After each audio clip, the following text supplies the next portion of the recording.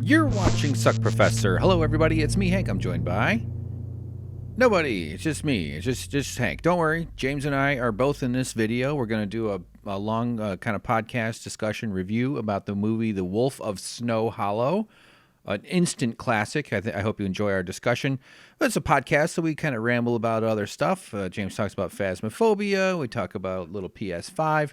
I actually made a little montage video of some of our old animated intros from back during the shot-by-shot days. It's actually not finished, but I'm starting out just me here. I wanted to invite you and explain, I guess, that this is a bit of an evolution for SuckProfessor and for what I'm doing with all of my projects. I'm a comedian and a video editor and an animator, and I do a bunch of political commentary stuff. I've worked in digital media and online politics, the Young Turks and Jimmy Dore and shit like that. And anyway, I have been on Twitch lately with my podcast, Winners and Losers. So twitch.tv/winners and losers. My politics are pretty lefty. I'm a bit like big Bernie guy, you know, and if that's not your thing, it's probably not going to be for you. But if it is, welcome. Or even if it's not, give it a try. You know, you might, I might eventually talk you into your own self-worth. But Twitch for me is not all politics, but I definitely don't shy away from it. I mean, I do a political podcast on Winners and Losers called Perfect Union, where I rant and rave. I go, fucking Democrats, fucking Republicans, get pissed off at the whole system. That's kind of the angle I come at it from. But overall, it's kind of a way to synthesize all the stuff I do into what I hope is entertaining. I hate the word content, but it's a way to be online and to like share some of the process of creating animations. It's kind of fun to do it interactively too. Some people from the SuckProfessor community are already hanging out over there, and it's really exciting and interesting and adds a nice dynamic element to it. And it's kind of doing improv animation, almost like we're group effort. This stuff we could draw things and make stuff and make memes and shit like that. Doing gaming, I've been playing Hades, which is so much fun. It's a great game. Just get it if you haven't already. Just even if you don't give a shit about this stuff, just get the game Hades. It's awesome. Rocket League, I'm a big Rocket League player. Love playing that game. Also working on some of my woodworking project, Bum Rush Industries, this thing I'm doing. It's all crazy. And some educational stuff in terms of politics and news and learning about the world. And kind of, I think a lot of people are on journeys within their own reorientation of how they understand how the world works. And I am too. And so you come along and do that with me as well. And I'm gearing up to have guests on, comedians and people with podcasts and other shows out there. And so I'm looking to build it all out.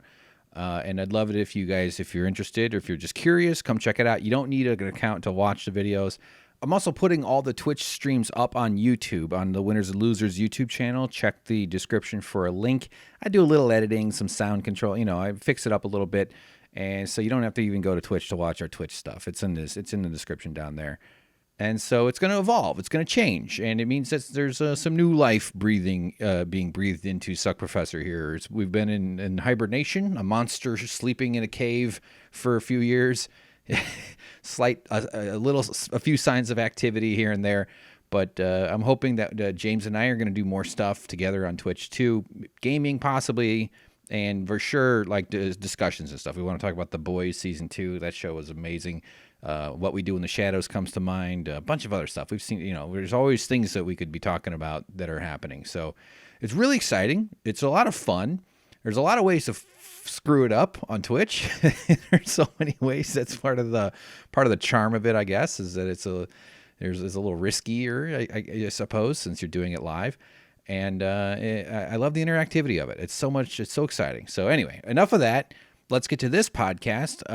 There's the Shrimp too. I need to mention them. The Shrimp Squad. You're gonna love them. They're the best group of of shrimp I've ever had. They're just adorable little fish. They're not fish. They're shrimp. It's freshwater. They're bright red. That's fun. And we feed them. We take breaks. These Twitch streams go for a while. So we take breaks. So I feed them. They go nuts. They have a feeding frenzy. It's a real hoot. They're real active, as you can tell. You can see them on screen right now. So I hope everyone's doing well, staying sane, taking care of yourself. It's a weird time to be alive. You got to look after your mind and your body and your health and everything. It's really crazy out there, man. It's just sort of what a nutty period of time. All right, so we're going to get started. The first bit is me fumbling around with the audio, getting it to work, getting James' Zoom patched in. Do people say patched? I doubt it. But I'll have time codes in the description for you to jump ahead, or they'll be in that like marker thing, chapter thing. You can click on the player at the bottom of it, where you can like jump ahead to the different chunks. So you don't have to listen to all the rambling bullshit. You can skip straight to the part where we talk about the Wolf of Snow Hollow. So glad to be back. So nice to see you. Thanks for clicking play. And here we go. Hello, good evening, good morning. Hello, everybody. It's me, Hank. We're doing a show here tonight.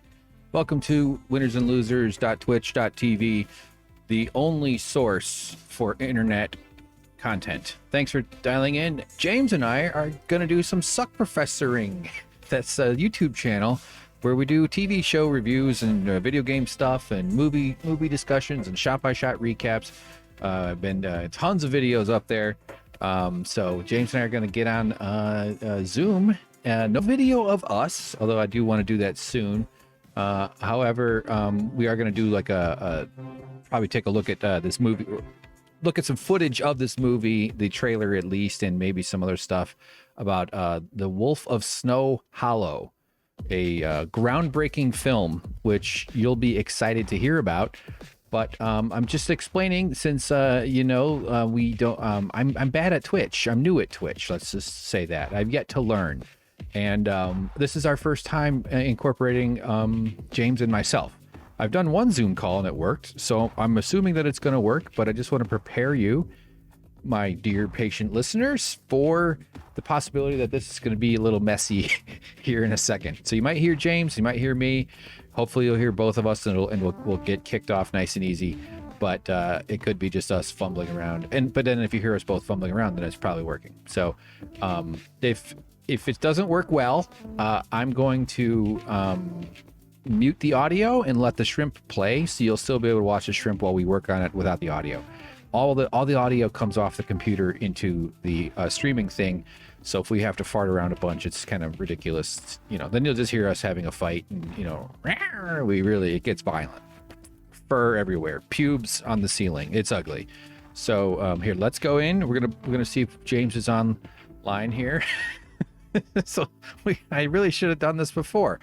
This is not something you're supposed to do when you're live. Here, let me go. I'm in Zoom, and hello, caller. Are you there? Hello, caller. James. James is connecting to audio. Let's see if it connects. Hopefully we hear his voice. Hold on, turning up the desktop audio. Let me turn off the music. Sorry. I've been making video. We've been working on stuff all day, and then just time runs out, and suddenly you have to get at it. So I don't see James. It looks like he's trying. I don't see his. You hear anything now? Oh, hold on, James. Hello? I hear you very distantly. I can hear you. Let me try something. Say something, James. Anything now? Okay, hang on. I think you're coming through, but I'm not getting your volume in my ear. James, are you there? Yep. Hello? What the hell? This could be I hear you so faintly. Hold on. I think you're coming through the stream nice and strong, but I don't think I'm getting you. Because this fucking... Ooh, there it is. James? Nope. All good now? Nope. Try again. Let me just hear you, buddy. Hello, hello, hello, hello. 10-4, breaker 1-9. James? Bonjour. Yep. Oh, God. Oh, Jesus. Fuck, that was so loud. Sorry, I was... That wasn't your fault. You're not doing anything. Oh, fuck. Okay. James, hello. James. Hello. No. You okay? Yeah, I'm okay. Okay. All right, you've been playing Phasmophobia a lot lately, and I know that's problematic for everybody. All right, wonderful. I think you're working. Sweet. Let's see if anybody. We've got 2 viewers already, so we've already broken records. No. Nobody one of them else... is me, so I apologize to the other person. I know. One of them. I don't think one of them is me. But if the other viewer is on and you're getting any issues, please let us know how the sound is coming through. I'm sure I've got my bad audio coming through. That's been the thing lately. All right, hold on. I'm turning up my volume just on my mixing board, but that's probably going to add to the electrical interference signals and shit. And I really got to do a lot of resetting this whole monster setup that I've got. Maybe my phone charger that is a battery thing is... No, it's not even plugged in. All right, sorry, James. Okay. You still with me, buddy? Oh, yep. Okay, cool. Let's switch over. Dude, Rotten Tomatoes isn't working. Really? I mean, it's working on my phone. It worked it's like partially working. I'm getting a gateway timeout, and I turned off ad blocker. Let's look at it. Here we go. Look at that. Can you see it on? Well, you'll see it in a second on Twitch. Oh yeah, there's a little bit of a delay, but I'll see it. Damn it! What the hell? Like other sites are working. Yeah, I just refreshed it on my phone and no I problems don't yet. understand. Maybe I can do the mobile version or something. Is there if I put an M in front of it? No. Actually, yeah. When I tried to refresh it now, it is giving a little bit of trouble. I mean, I know what the review is there. I just don't know the little blurbs of what reviewers might have said. I know. Well, I know. I want to show it on our video that we're broadcasting to the entire world. What the fuck? Of all times. I mean, I know the movie industry is struggling, but I don't think Rotten Tomatoes would be down. Something that we have to work out is getting it. It might not work. I want to show if it doesn't work, we'll just have to exclude James from the video, but that's not cool. I want to be able to share with you my screen on Zoom. I've never really done that though. So do I just hit share screen and I can pick a program? That works pretty well. Yep, that should work. Is that all it is? Yep. And then do I share sound with you? I think you would have to if you wanted it to come through the feed to me. That would make sense. We'll see if it also screws up. Oh God, now it's nothing. Oh, wait, no, you talk. James. Okay, there you go.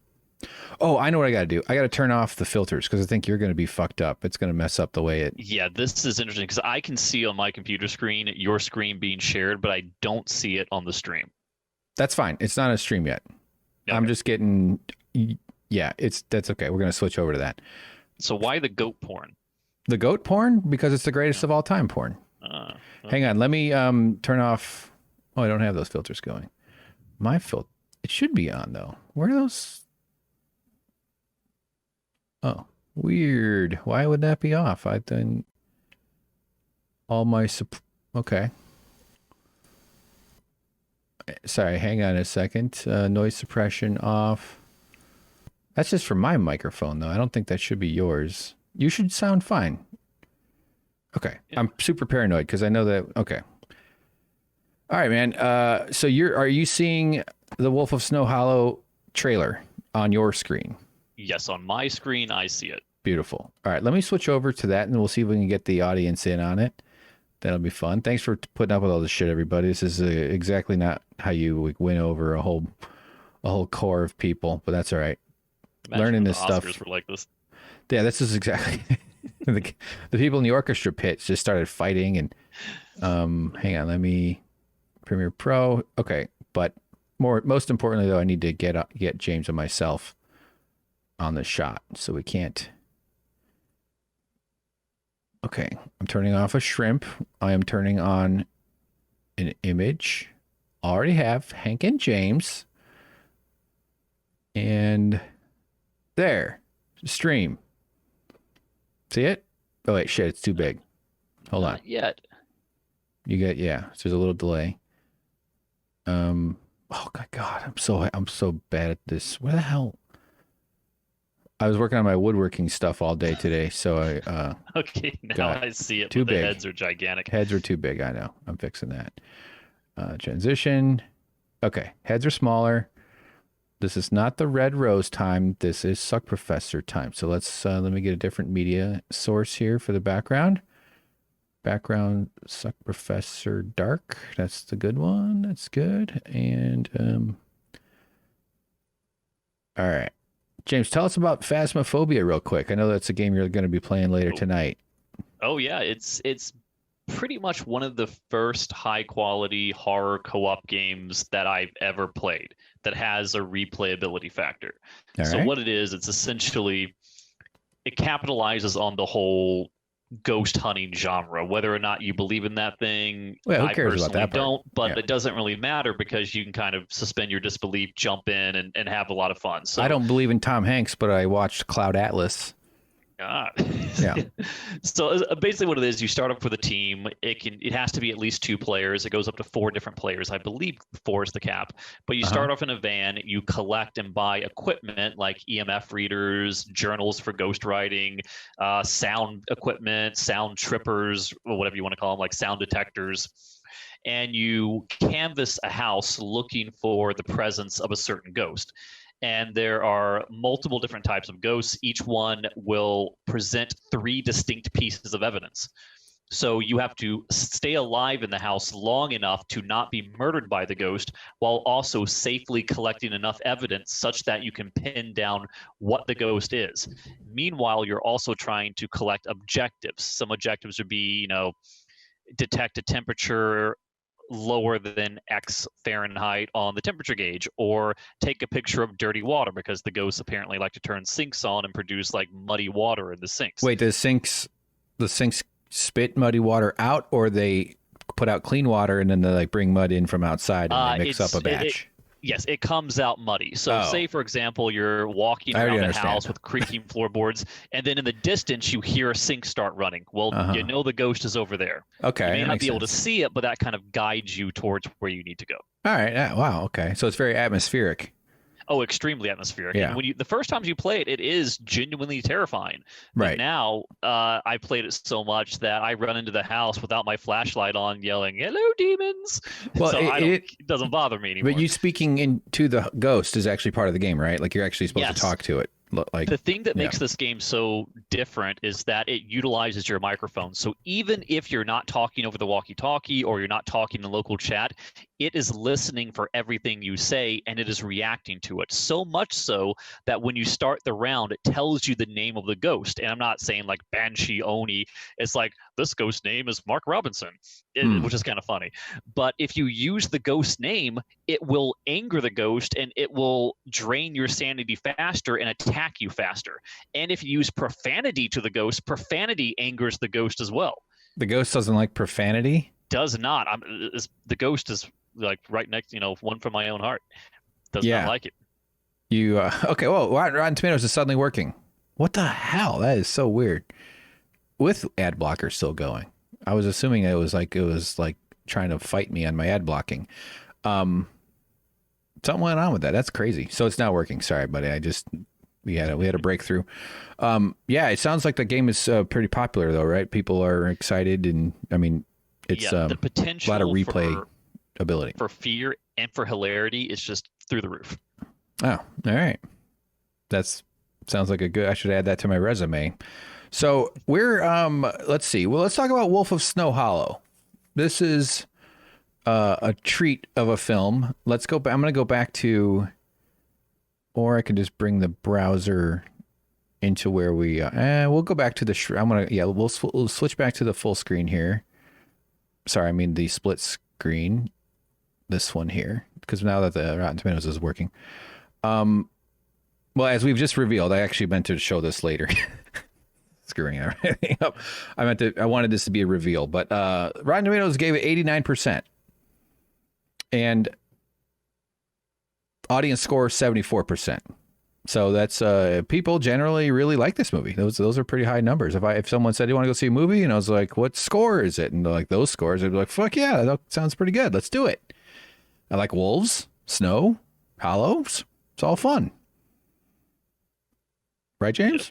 Yeah, I was pretty stoked for this movie. I watched the first maybe 10 seconds of the trailer just to see if it felt like something that I'd be interested in. Yeah. And it did kind of tick that box for me. I didn't watch the whole thing because I didn't want to lose out on the experience of the full movie. Right. So I kind of went into it somewhat blind, but enough to know that this is a journey that I wanted to take. As everybody who watches on SuckProfessor knows, I'm a big proponent of limited information going into a movie. Take the labels off your cans, and it might be pineapples. You never know. That's a line from Look Who's Talking, starring John Travolta. Anyway, so yeah. So should we play the trailer, or should we talk about it and then play the trailer? Maybe we should do the trailer first. What do you think? Maybe the trailer would be a good move. Yeah, that way people can kind of see where we are. So all right, let's flip back to Premiere Pro. I've got it all loaded up in Premiere. That looks like it's going. Okay, so if the sound is screwy, I'm going to reset it. But overall, it shouldn't be. And I'm optimistic that this is not going to be all screwed up here. Let's get it bigger screen. We could make this a bit smaller too. Sorry, I know it's a little clumsy here. I know I can full screen it too. All right, here we go. This is the trailer for... Oh no, we've already lost a viewer. It's just we're doing this for you, James. Just you. Sweet. We're just doing this for you. You're the only viewer right now. But it's a recording. That's okay though. It's a recording for SuckProfessor or something. We're gonna put it on there probably. Oh, hey, that was you making a comment. Don't mess with me. Don't be a ghost. Don't be a ghost in the actual thing here. All right, let's play it. Let's see how it works. Here we go. It's the trailer for The Wolf of Snow Hollow, which we're going to talk about. So first, welcome, Butternickles. Hello, thanks for tuning in. It does have an interesting font, doesn't it? No, not Fargo, obviously. I just feel like I have to answer every comment. It's going to get hard when there's millions per second. Yes, all right, James. I had some flashbacks, some emotional trauma. Like I had some trauma brought back to the surface just watching that trailer. I hadn't seen the trailer before I saw the movie. So James presented this movie to me as, hey, Butternickles, hi. You're the viewer tonight. Welcome. Say hi to James, by the way. James is on the phone. Hello. Yeah, you can. Butternickles, as we know from, she, I think, found us through SuckProfessor way back in the day. So you presented it to me as like, hey, let's check out this movie. And I trust your judgment. You know, we don't completely, like every movie, that's fine, of course. I'll never forgive you. But no, I joke. So I knew nothing other than that you thought it might be worth our time and worth watching. And so I was like, cool, yeah, let's try it out. This could be great. Could be cool. And where do we start? Do you want to just say, give an overall, should we do a summary? How do we do this? Yeah, I mean, we should probably mention that what we're going to talk about will be drastically spoiler in nature. Oh, yeah. Yeah, no doubt. We've already, I think we've telegraphed that we may probably weren't fans of this, but yeah, we're going to definitely break it apart. So if you don't care about the spoilers, everybody, you should know that. And this is definitely not up to Westworld standards. No. Sorry. Would you say it's better or worse than Westworld season 3? Probably. Ew, that's a tough one. I probably enjoyed it more than Westworld season 3 simply from a comedic standpoint, because midway through the movie I was enjoying it by hating it, if that makes any sense. Okay, yeah, the time didn't actually feel wasted because it was so it was a puzzle of, I hate using the word hate. I'm not a, that's too strong. Yeah. It doesn't deserve hate. I respect anybody who made a film. This is the guy's second film, right? So it sucks to like shitting on them, but then again, that's what a movie. I mean, we're just sharing our opinion and stuff. So, what I could say is I respect Jim Cummings. I respect his persistence, his tenacity, his work ethic, what he accomplished, how he was able to be writer and director and star of the show. And poster designer. Yes, and poster designer. So I do genuinely give him credit for all that stuff, because he did something that I could never accomplish had I wanted to do the same thing. But I do question choices made in the story and in the production and acting of the movie. Okay. So perfect. When I say I hate it, I meant that I was disappointed in it, not that I have any slight against Jim Cummings or the other people in the movie. This isn't the same as hating people who cage children and treat, this isn't that kind of hatred. That's what I reserve hatred for. So we don't know he wasn't involved in that, so we can't write that off. Well, that's probably a deleted scene. Yeah. So Butternickles, by the way, says, hi, James. I'm a Westworldly foundling. I think she's indicating that she found us on SuckProfessor from Westworld stuff. Oh, cool. You know what? All right. We've previewed this quite nicely, and that's actually a really nice chance to take a quick detour, if this is okay. I know this isn't a great... Some fucker is in my chat. I'm going to kick these people out. Hold on. That's my dad. Yeah, I'm going to kick your dad out. Get back to Mars, you piece of garbage. How do I even do... Okay, hang on. Oh, shit. Yeah, no, I don't Every morning he'd wake me up with the smell of pancakes and the words, want to become famous. Mm-hmm. Want to become famous? Many followers. Ha, ha, ha. Pretty girls. Pretty girls. That's how my dad used to put us to bed. Ha, ha, ha, oh, crap. Now I'm on my own. That's how my dad used to put us to bed. Oh, God. I hate being so bad at this. Video. Getting like feedback now. Yeah, I know. I just because I went to. I'm playing the stream on the computer. Sorry, everybody. I'm playing the stream on the computer. I don't. Sorry, everybody. I'm playing the stream. Hold on. There. Okay. Good. God. Stream manager. I don't know. I don't know how to do it. What the fuck? Can I just click on their name? Here. Oh, okay. Ooh, report. All right. Sorry, I found it. Spam. Next. All right. I reported whoever that was. Oh, I would feel so bad if I accidentally reported Butternickles, like I was just moving too quickly. That would be a disaster. What now? Okay, back. Well, this is a stupid interface. I have to go next. What the fuck? Can you imagine? I accidentally reported 100% of my audience. Yeah.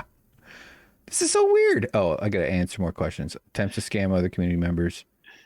I don't know. Sending, yeah, whatever bot. I just go away, please. See, now I want to report the report system. Thanks for letting us know. And block, close. Okay.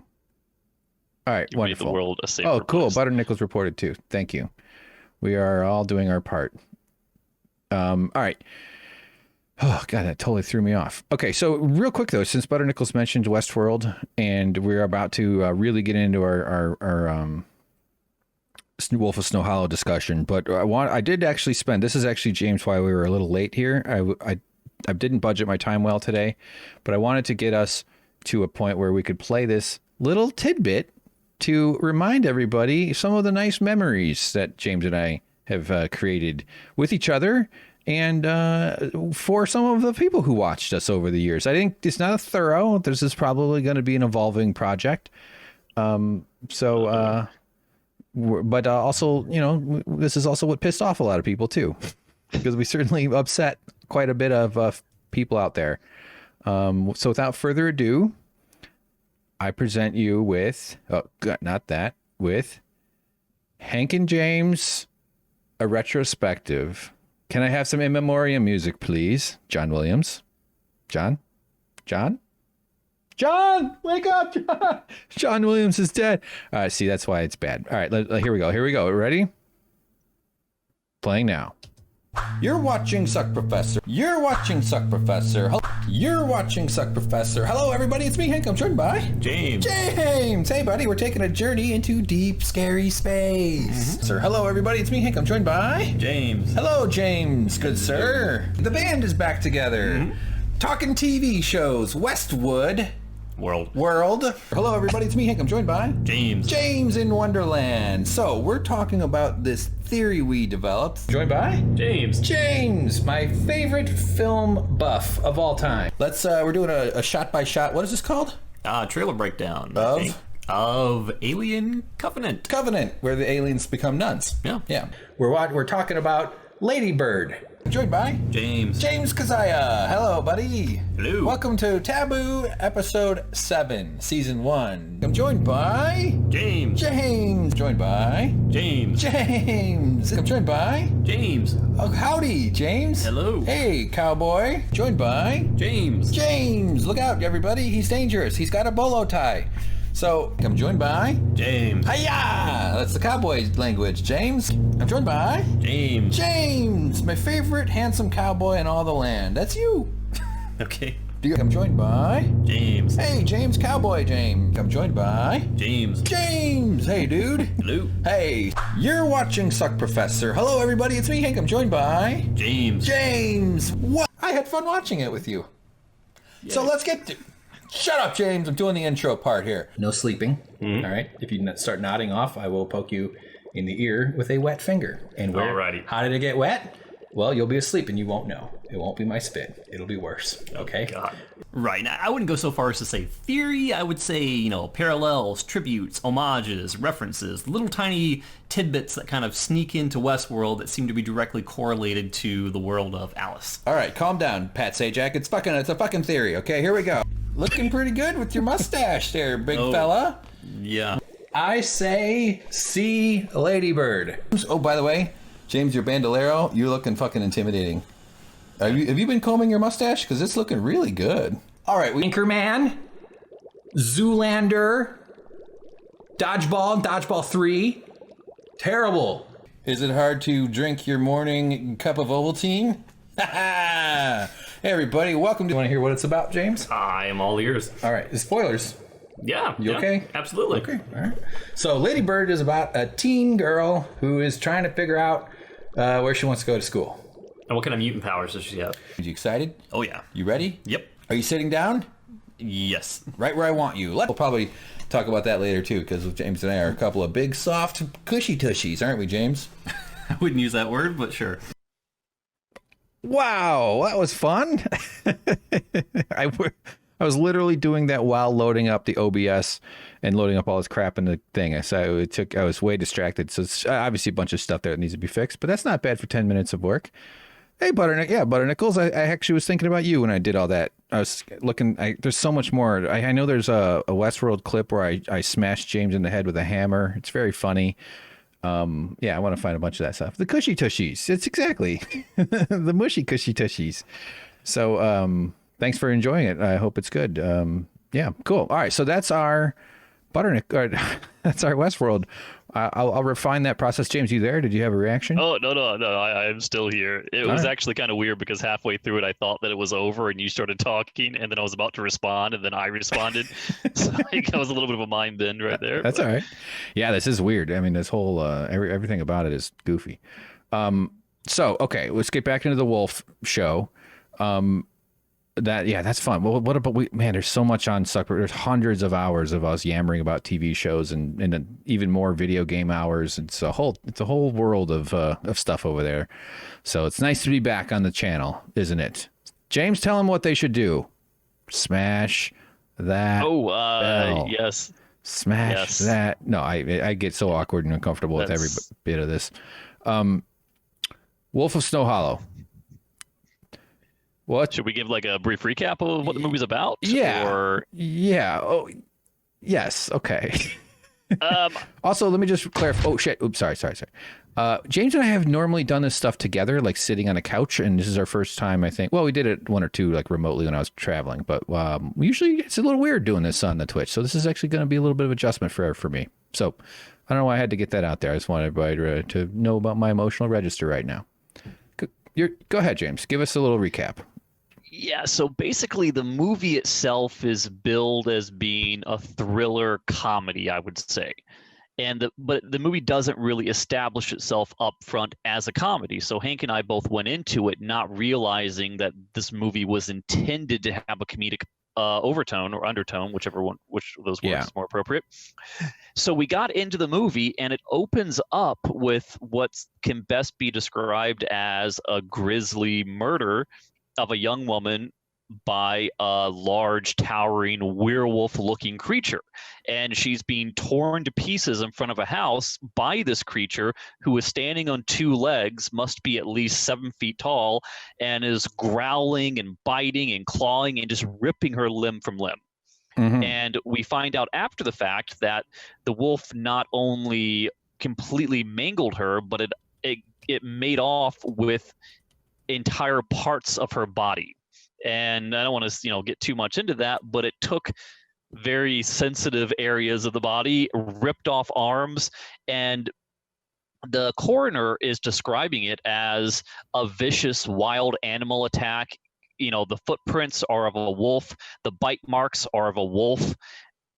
So we're only left to believe that this is some sort of a mythological werewolf creature, and it's got this really dark, air to it about the film. Yeah. And then shortly thereafter, Hank and I are sitting here watching it, and all of a sudden they go into this montage, and it's like it's like this weird sing-song comedic circus music is playing as the sheriff, who is the star of the whole thing, Jim Cummings, the writer, director, and star, and poster designer. Yes, and post designer is going about investigating this thing while also dealing with the fact that he's a recovering alcoholic. So we see him at his AA meetings. Yeah. And then we see him dealing with a building amount of stress as the community pounds down on him, looking to him for answers to find out what is killing young women in the town and to stop it. And he devolves into this very aggressive, violent, yelling, abusive character as he dives back into alcoholism. But this is all done at the same time that the story's tonality has shifted to this sing-song, weird comedic thing. So it's completely confusing to me at this time, because while he is a decent actor, I don't find anything endearing or comedic or likable about his outbursts and screaming and abuses, and it just doesn't fit. It's like pieces from multiple different movies thrown into the same pot and then shooken up. It doesn't really resonate. Yeah, it does. As regular watchers of SuckProfessor know, I'm not great with remembering details, so I didn't remember the opening with the killing with the girl. But as you were speaking of it, I do, and like I remember like thinking this could be a pretty good psychological thriller. Like, I don't expect a movie to reinvent or to be completely innovative. I'm totally fine with a movie that is sort of a standard story done well, right? Like the hero's journey, such and such, but like the cop who's got a few problems. The cop, his dad, by the way, played by Robert Forster, it's his final role. He had I actually, one of the Rotten Tomatoes reviews said that they thought that Robert Forster deserved better than this. Yes, for his final role.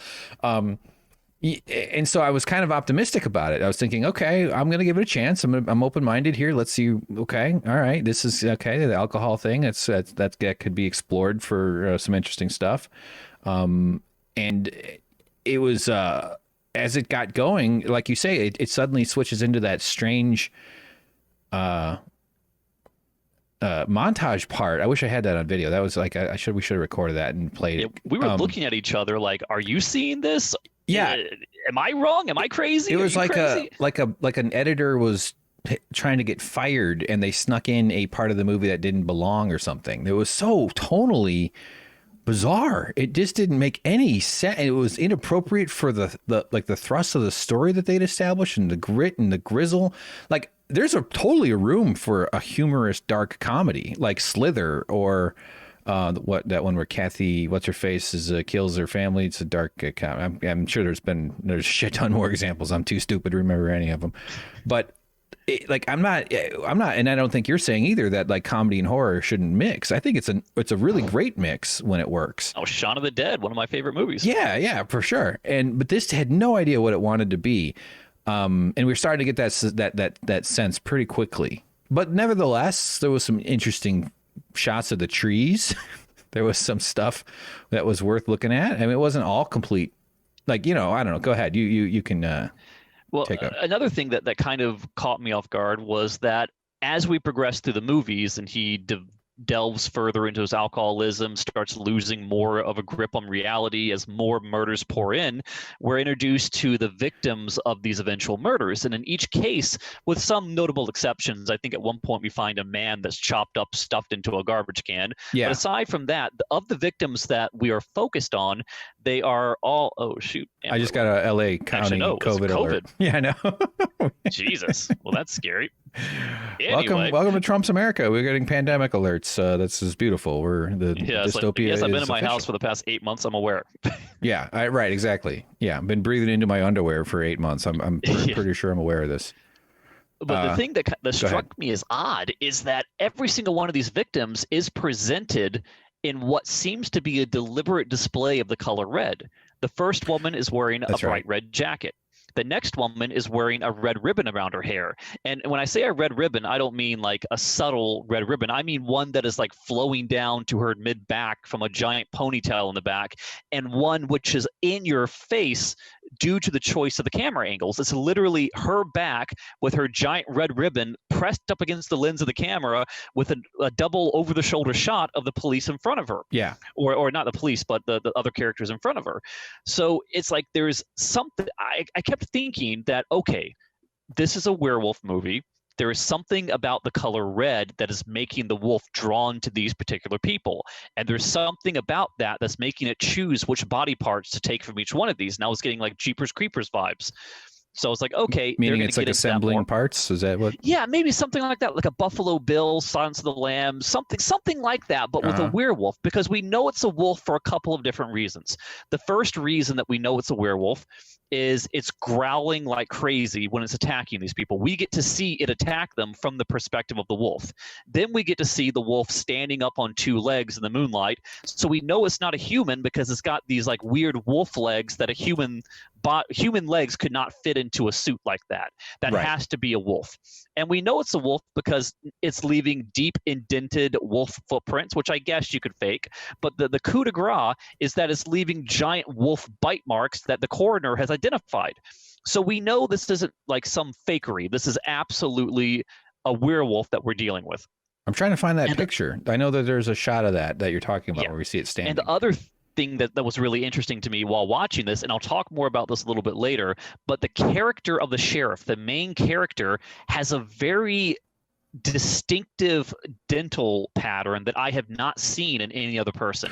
He has like his upper teeth are kind of recessed upwards and his canines are coming down in a much more pointed way. It creates this appearance that he is clearly the werewolf, but he doesn't know it yet, and that he is transforming and killing these people, but he's unaware of it. And there's even a scene where he is going through a bunch of stress and he is like pulling at his teeth, and he pulls one of the teeth out, which seemed to me to imply that he is undergoing a partial transformation, that his body is being ravaged by the constant changes to and from wolf. Yes. I even asked you because I was like, why are his teeth pointy? Like, is that a subtle it didn't seem like that quality of prosthetics was in the budget of this kind of movie. And I was like, oh, is that his real teeth? Is that, but because it's so obvious, at least in a misdirection kind of way, that's what they're going for. At least that they might do that they would want to hint that it's actually him having this issue. I actually forgot about them pulling the tooth out apart. Your memory is always unbelievable. It's always so impressive. I must say that I agree that anytime I get candy, I pull the red ones out first and eat those. Yeah. Red is always the best. Well, who doesn't? Yeah. I mean, yeah. James, you should have seen James at Schindler's List. The floor was littered with the non-red. It's funny you should mention that. Because I was going to say this earlier, then I thought, I probably shouldn't do that. You shouldn't. But what I was going to say is that montage that came up, to me, it felt like watching 5 minutes of Schindler's List and then having your banana guy walk in. It was like, what is happening? Yeah. I'm getting a message here on this thing that says, please move this window away from the shared application. That's funny. Like, what the hell? That's weird. Do you see that? I do not see that. Okay. Yeah, it's at the top of it. But it's okay. Interesting. So I wonder if that's just like built into some websites when it knows that it's being sent out. That's so weird. I mean, I get the copyrights of this are all just nuts. Yeah. Okay. Sorry. I got derailed there. So you brought up his teeth, and where were you going with that? Well, it seemed like the teeth was an obvious sign to me that he was the character that was transforming into the wolf. It seems like I'd never seen anyone with that particular look before. Mm-hmm. So I was thinking, okay, these are prosthetics. These are intentionally there. This is a foreshadowing little nod to the fact that he's the wolf. But then I started thinking halfway through, it's like, wait a minute, maybe this is an intentional misdirection. Maybe Robert Forster is the wolf because he's the accomplished actor. He's the one that people respect. And you would expect him less because he's the father and he's much older. And his whole character, at least the way they presented him, was like he's kind of the old sheriff on his way out. He's obviously knows the whole town. He knows the lay of the land. So like him being the wolf would be kind of an interesting twist. And maybe he's been recently possessed, or maybe he's always been the wolf, or maybe it's like the It thing where he's on a 30-year timer and this is the way that it happens, or there's some haunting years. I know, but like just some interval that's not like every moon. Like when women turn into wolves. I'm being sarcastic. I'm not. I don't. So Robert Forster, though, his sort of a backstory is that he is almost more messed up than his kid. The guy, I think you already established though that the main character is the son of Robert Forster here, and the heir apparent to the sheriff of the town. Is it? I think it's probably nepotism at its best. Yeah, well, sure, yeah, definitely. That I inherited my dad's trait for being bald and stupid. No, I'm not. My dad actually still has all his hair.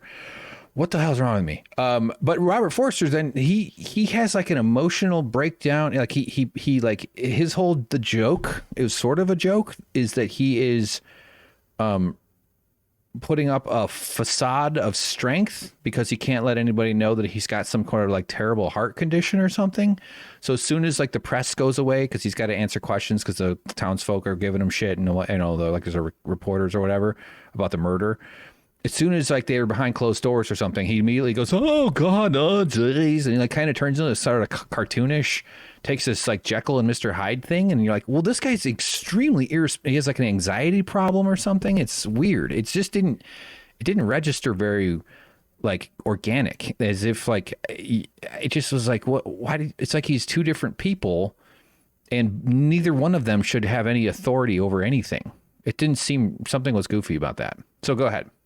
Your turn. Well, I mean, it wasn't just that he had anxiety and things. What it turns out is that he's actually in failing health. Yeah, like a heart thing or something. Yeah, he has a heart chest murmur. Yeah. Yeah, and he's constantly, and I can talk a little bit more about that too, because I might know a thing or two about that. Feel free to share what you like. Yeah. Oh, well. It turns out I found out a couple weeks back that I was having some breathing problems. Didn't know what it was. Thought I had COVID. Went into the doctor. Turns out my mitral valve is shot. So in the next couple of weeks, I've got to have a valve replacement surgery. Woohoo! Oh, valve replacement surgery. That's big. Yeah, and at first I was like, oh, that's no big deal. They'll just use like robotic assisted tools and stuff, and they'll go in there and they'll fix the valve. They take the oscillating saw across the sternum, crack you wide open, and then go in. Well, you don't know for sure that's what they're doing though yet, but you suspect. Yeah, they've told me they are. No, they are. Oh, I didn't know that. Oh my God. Yeah. Fuck. So yeah, okay. I knew it was a chance. I didn't know it was. Yeah. So confirmed. A while ago, I kind of mentioned, oh yeah, I'm going to have some time off. Going to be like 3 months off work. That's why. It's not going to be a pleasant 3 months. Yeah. So right. Yeah. I'm looking forward to being your nurse. You are going to be laid up. So they're really going to just hack you wide open and find maybe the valve is in the garbage can where the wolf threw away the body. And maybe. But all that boring stuff aside. Well, it's not boring. I think I can speak for everybody listening that we're wishing you speedy recovery. It's a scary thing. I know that's a routine. Luckily, like enough people have fucked up hearts over the last decades that the procedures are very high percentages for survival and recovery. So going to be good, but it's also going to be a tough. It's a tough thing, man. Yeah. Yeah. It's something I was born with it too. It's not like I was, out shooting heroin between my toes or something and messed up my heart. Sure. I mean, even if you did do that, of course, but that's not what contributed to it. No matter how you might have arrived at it, it doesn't mean it's you aren't worthy of our thoughts and our rares. Yeah. In a worst case scenario, I will guarantee haunt this apartment. Yeah, I will great. find my way back, and I will just throw things all over the place. You think you turned the stove off? Nope, I turned it back on. That's me calling it. I'm not constituted for horror movies or anything because I have this overactive anxiety reactor in me, so I can't do horror stuff. And I don't. And great, I'll be haunted by it. You already have the skin tone of a ghost. Yes. Yeah. I'm gonna shrink down, crawl into the shrimp tank, and just start kicking them all over the place. Can you do the noise? Will you do the noise to me? Yeah, that's pretty good. I can't top that. I'll have to practice it for when I enter the spiritual realm. But, and if I watch a laser disc every 7 days, you'll crawl out of a well and come at me or something? No, but I mean, in all seriousness, it's a super, like you said, super routine. The mortality rate is less than 1%.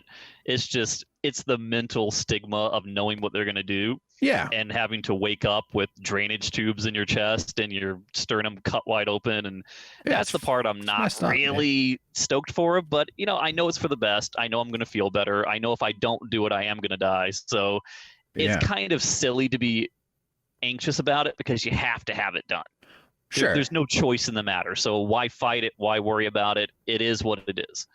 Indeed. Well, fighting it would be just suicide. Like that's not. It's obviously not okay. We don't want that.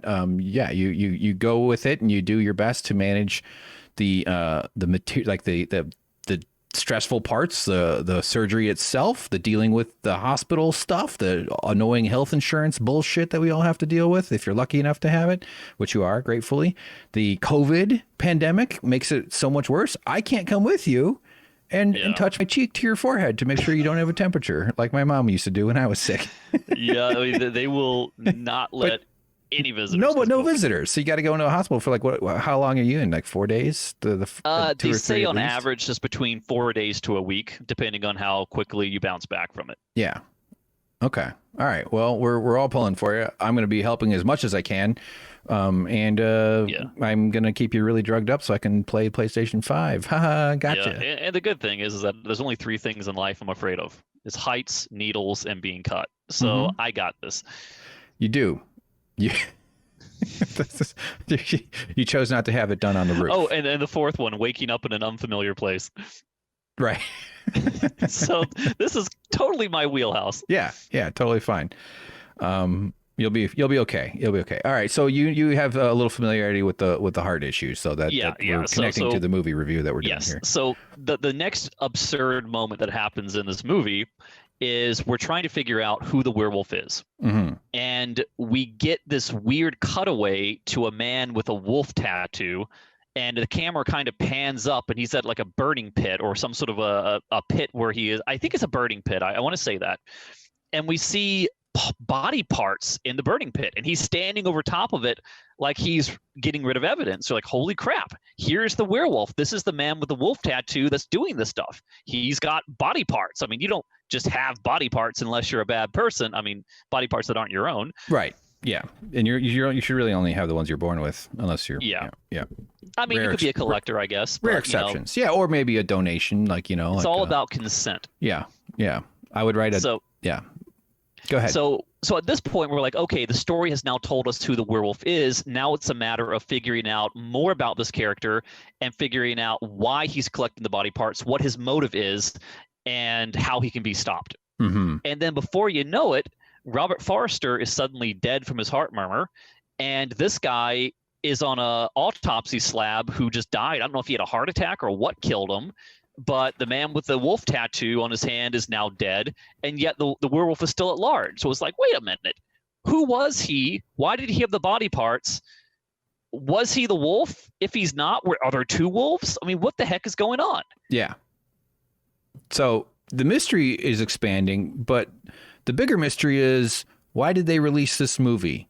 Where are we now? About halfway through the story, at least in our weird shambling way of going through it. We're we're a good hour into the movie at this point, 45 minutes or so, right? I mean, we've seen enough of the movie where James and I had already shared multiple looks at each other. Like, is this like, I kept even saying, is this just before the color grading was done? Like the shots don't look matched properly. The tone of the color was like strangely a little sepia tone. I don't know. I was picking up on that, and I mean, I'm a professional video editor. I'm not a color gradist, but I still have an eye for that. Could be completely wrong too. I'm full of shit all the time.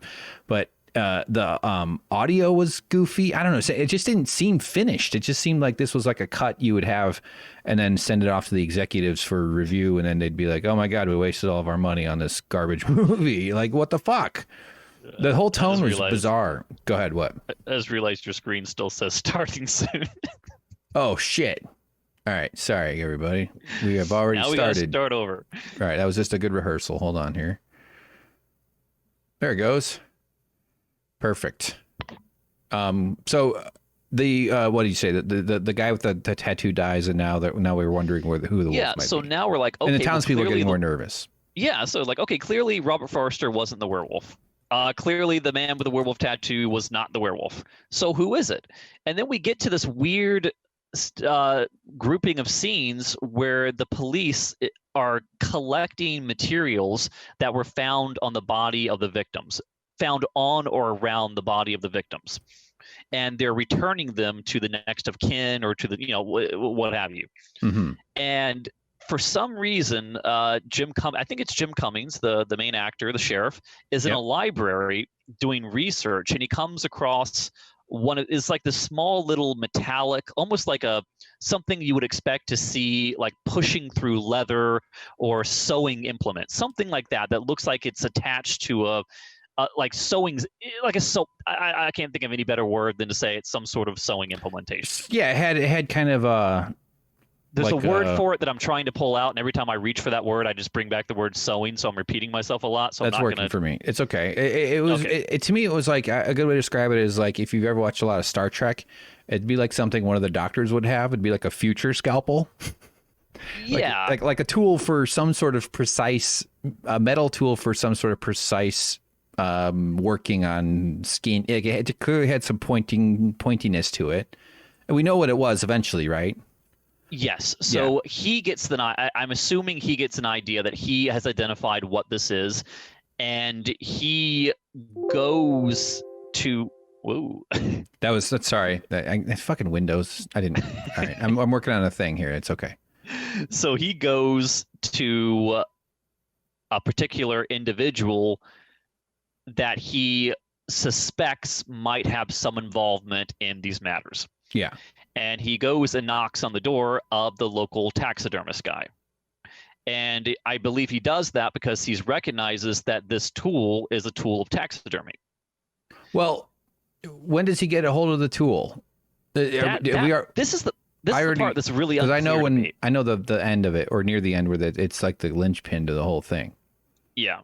So, I mean, it's entirely possible that I'm missing things, that I'm misremembering or completely failing to remember certain large subplots, because I was using a lot more energy trying to figure out and piece together what I was experiencing as I was experiencing it. So I could have missed some critical things. But should we go on with the visit to this house? Yeah, go ahead. I'm only remembering like 15% of it. And then Butternickles, we're gonna respond to your. We're not ignoring you there. Thanks for listening. It's okay. Oh yeah, Ricky Lindholm. Wasn't she the sheriff's deputy? Yeah, she was. Yes, I think she was. And she is in a comedic duo called Hall and Oates, which does like fun, playful songs with I used to know their name, and I think she used to do a podcast too. Yeah, and to kind of go back to what Butternickle said at the very beginning was that it did feel very, very much like they were trying to capture the aesthetic and the charm of Fargo in this movie. So I think they were kind of going for that, but they never quite hit the mark. Yes. But anyway. Yes. Like it wanted to make it like look how irreverent we are. We know this is a monster movie, but guess what? You're in the hands of a master. Okay, everybody? Come along for a wild ride. And so go ahead. One thing I should mention is that there were some witnesses to the murders, and the witnesses were saying it was a large wolf. It was like 7 feet tall, and there was even a scene where the wolf attacks two people in a car, and the wolf was like running up to the car, slamming into the side of it, shaking the car, moving the car, sliding it around. It has extraordinary strength. And I think the sheriff eventually shows up and chases it off. So the sheriff knows how big this thing is. He knows how strong this thing is. Yeah. We're looking at it right now. You'll see it in the stream in a second.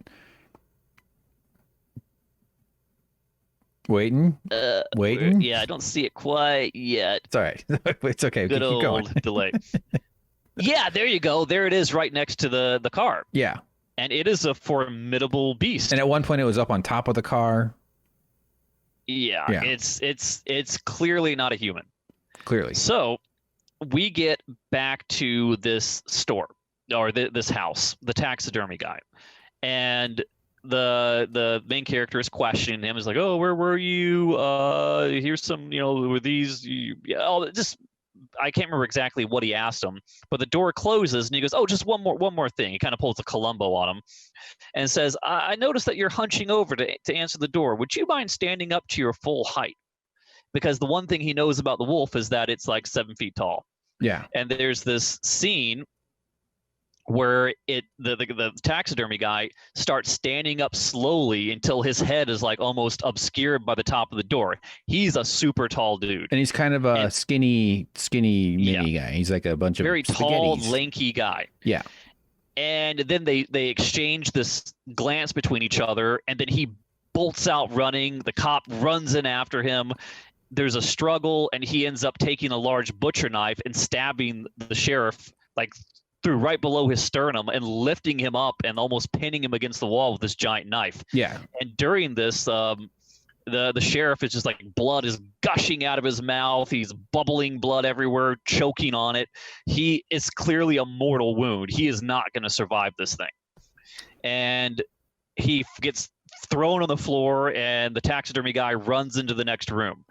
Somehow he being Jim Cummings' character, manages to stand up, puts his hand against his chest, which I don't think he would be standing up at all, gets his gun and starts chasing after this guy.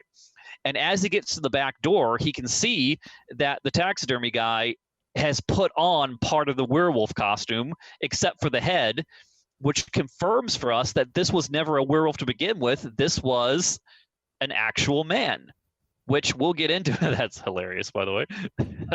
It's not on the stream yet, but I'm seeing it. Oh, yeah. James can see I'm sharing a screen with him. So, okay, go ahead. Keep talking.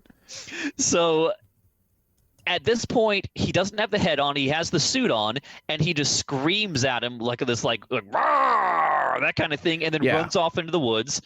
And Jim Cummings gives chase into the woods. But at this point, the guy's basically in a Halloween costume, and he's tall and lanky, and he's running off into the snow at night.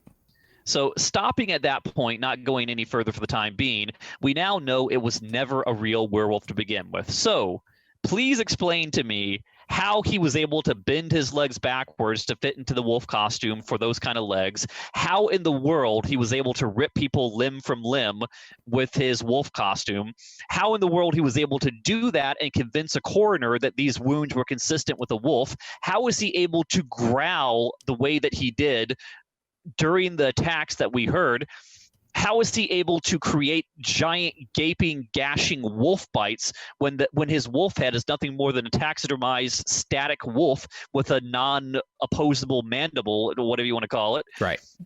How is he able to have the strength to rock a car the way that he did when he attacked the people inside? To jump up on top of a car, to break a guy so badly that he's busted into a garbage can. And how does any of this have anything to do with a man with a wolf tattoo who had the body parts in the burning pit?